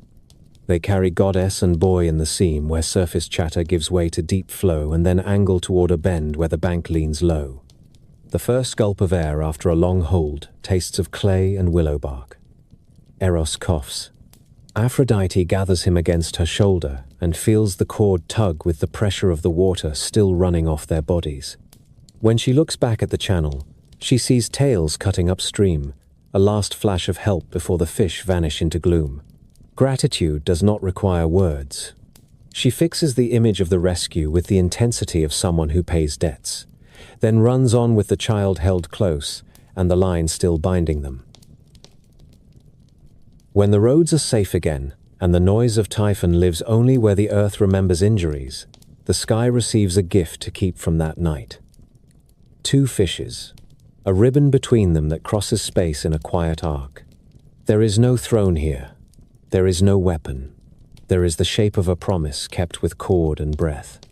The western fish rests near the great square of Pegasus in a small ring that old watchers call the circlet, a chain of modest lights that forms a neat loop over grey water on autumn evenings. The eastern fish lifts its head toward Andromeda and the thin triangle that marks the place where three bright points make neat geometry out of a corner of the sky. Between them runs the band that binds. At its center, a single star keeps the memory of the knot, Alresha, the rope of the fishes, a name from caravan mouths that carried star lore from river cities to harbors and wrote it down with care once it reached bookish rooms. The constellation wears its faintness like a decision. It yields no roar to the eye. It asks patience. It offers pathways to anyone who will stand with a chart and learn the ground. Start at the corner of Pegasus, where Al-Janib holds the east of the great square. Drop toward the circlet until your eyes catch the little ring that fishermen fathers teach to their children from flat roofs. Walk the ribbon eastward until the knot star steadies the hand. Lift along the line to the second fish that leans toward the chain of Andromeda. A sailor who can do this without lantern light can find a harbor mouth in fog that only the sea understands. A farmer who can do it from a field path can tell a daughter how to read the sky when spring is talking in the ditch and the frogs return to their small drums. Ancient memory threads other names through these stars. Babylonian scribes pressed images of two fishes tied by a cord into wet clay and wrote that the figure belonged to a goddess of heaven and to a power that governs deep water. The great swallow flew in the same region in those first atlases of the night. Traders sailed west with tablets and weights and stories complete with river smell. Greek mouths recited new episodes because they had hills instead of endless flats and a storm god with a different temper. The outline did not change. Tellers kept the cord and the pair. They kept the sense that escape can be a sacred act and that gratitude earns a place in the sky. Later, Romans followed the ecliptic through the same tract and stamped the fishes into mosaics that still shine under museum lamps when rain sits on city glass. Pisces held a point that mattered even to men who preferred numbers to songs. The vernal equinox, the place where the sun's path crosses the celestial equator on its way north, slid by slow degrees into this constellation, in the age when scholars kept comparing old measurements to new ones and writing surprise notes in margins. The first point of Aries remained a name on paper long after the thing itself had drifted westward across the line into the fishes. The sky forgives such stubbornness. Sailors and priests and calendar men quietly adjusted their practice. The equinox rose under the fishes. Spring began when the sun reached this invisible crossing. Children still learned to find the North Star in winter and to watch the way dawn moved along rooftops until that day came. A constellation earned a season by the simple fact of where the sun walked against it. Starkeepers gave Pisces details that reward long nights. Beta Piscium sits at the mouth of a fish with a name that says so outright. Fum al-Samaka, mouth of the fish. Eta Piscium holds a title that wandered across centuries like a coin passed from palm to palm. Alferg to some tellers. Kulat Nunu to others. A word that remembers buckets and cords and the tools of drawing water. Between these points and many fainter ones lies a galaxy that a careful eye can tease out under mountain air. Messier 74, a pale spiral that answers a small telescope with a sway of starlight so soft it makes the brain go quiet. The fact does not alter the story. The story becomes larger because the sight is true. The fishes carry a river of worlds behind them and still keep the knot in view. The season of these stars lives in the last stretch of winter. Streets shine after rain. Roof edges drip all afternoon. Nets hang from courtyard lines and dry in thin Sunday. Fishermen sit with awls and wax thread and close a tear while the children watch and do not speak for once. On an open beach, men slide a hull down logs while the tide thinks its way inward. They pause to look up and find the circlet, then the knot, then the eastern fish, and they nod as if someone had just confirmed the time. In markets, the fish stalls carry sardines with silver flanks and small eels, something like ropes that forgot their stiffness. Women buy salt. Boys carry baskets. The light lasts one finger longer than it did last week. A city feels the world lean toward warmth, while the fishes look down with their ribbons stretched tight from mouth to mouth. Poets told the story cleanly because the image asks for no polish. A woman and a child faced a monster and chose the river together. They made sure they would not lose each other in fast water. Help came from the element they trusted. The help left no name and asked for no shrine. The gift to the sky was the picture of that act, so that no one could claim to have forgotten it. Later centuries add layers to any tale. This one resists even as it accepts offerings. A temple in Ascalon held a goddess with a fish body and a woman's face. Fishermen in Syria spoke a rule about leaving one kind of fish in peace. Greek husbands set tiny bronze fishes on household altars when a child was born and thanked the river for opening the year. The core remains. Two bodies move through danger with a cord between them and emerge with breath to spare. The heavens hold them in that posture. The knot bears a name. The ribbon carries light. The river runs through the months toward spring. Pisces holds the last reach of the zodiacal river before the year swings into new light. A dim tracery that calls for patience from the eye and rewards it with a map older than most cities. The ecliptic runs through these waters between Aquarius and Aries, and the planets pass here in slow procession during the weeks when roofs still glisten after rain and fields pull in the first warmth. Watchers in port towns learned the figure by landmarks that never fail. The western fish keeps its small loop of lights, the circlet, above grey horizons on autumn evenings, and again at dawn in late winter. The eastern fish lifts toward Andromeda's chain and leans on the sky's geometry near the great square of Pegasus. Between them, the binding runs, an angled thread that joins the pair and carries a single named witness at the knot. Alresha holds that place with steady, pale fire, the rope of the fishes in the speech of men who carried charts along caravan roads and sea lanes. From the knot, a practiced finger can trace the sun's invisible crossing in March, the point where day and night take equal shares. Greek astronomers discovered that this gate slips through the constellations by slow degrees across long centuries. In their own age, the vernal passage sat among the fishes, so calendars and rites took their cue from this tract of sky and the name of the old first point of Aries lived on paper, while the event itself had drifted into Pisces. Hipparchus set the rule with observations that matched and defied memory at once. The sky keeps its shapes. The frame moves.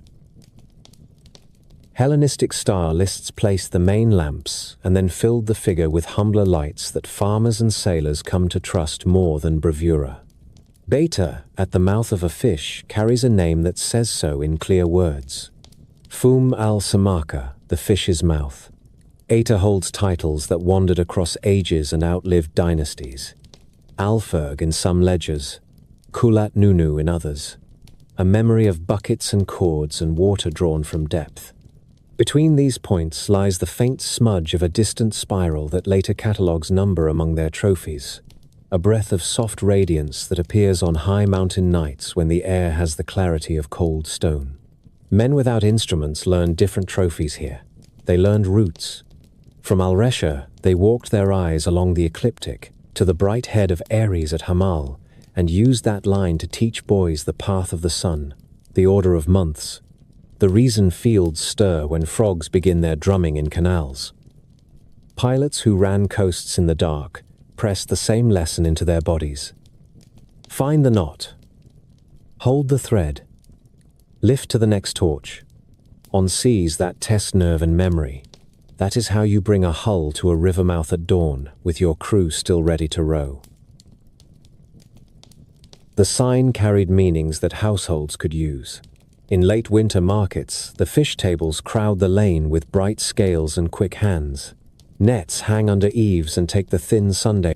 Boys thread new cord through cork floats, while elders talk about tides and the luck of the week.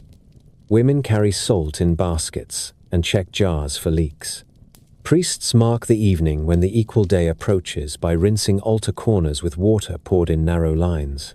City fathers read out promissory notes that come due at spring planting, then fold mercy into the sums when a river has run high and left silt in doorways. Across the same weeks, the planets step through Pisces as if they were travelers using a ferry. Jupiter, whom the schools gave lordship here, sometimes rules this reach with beneficent pace.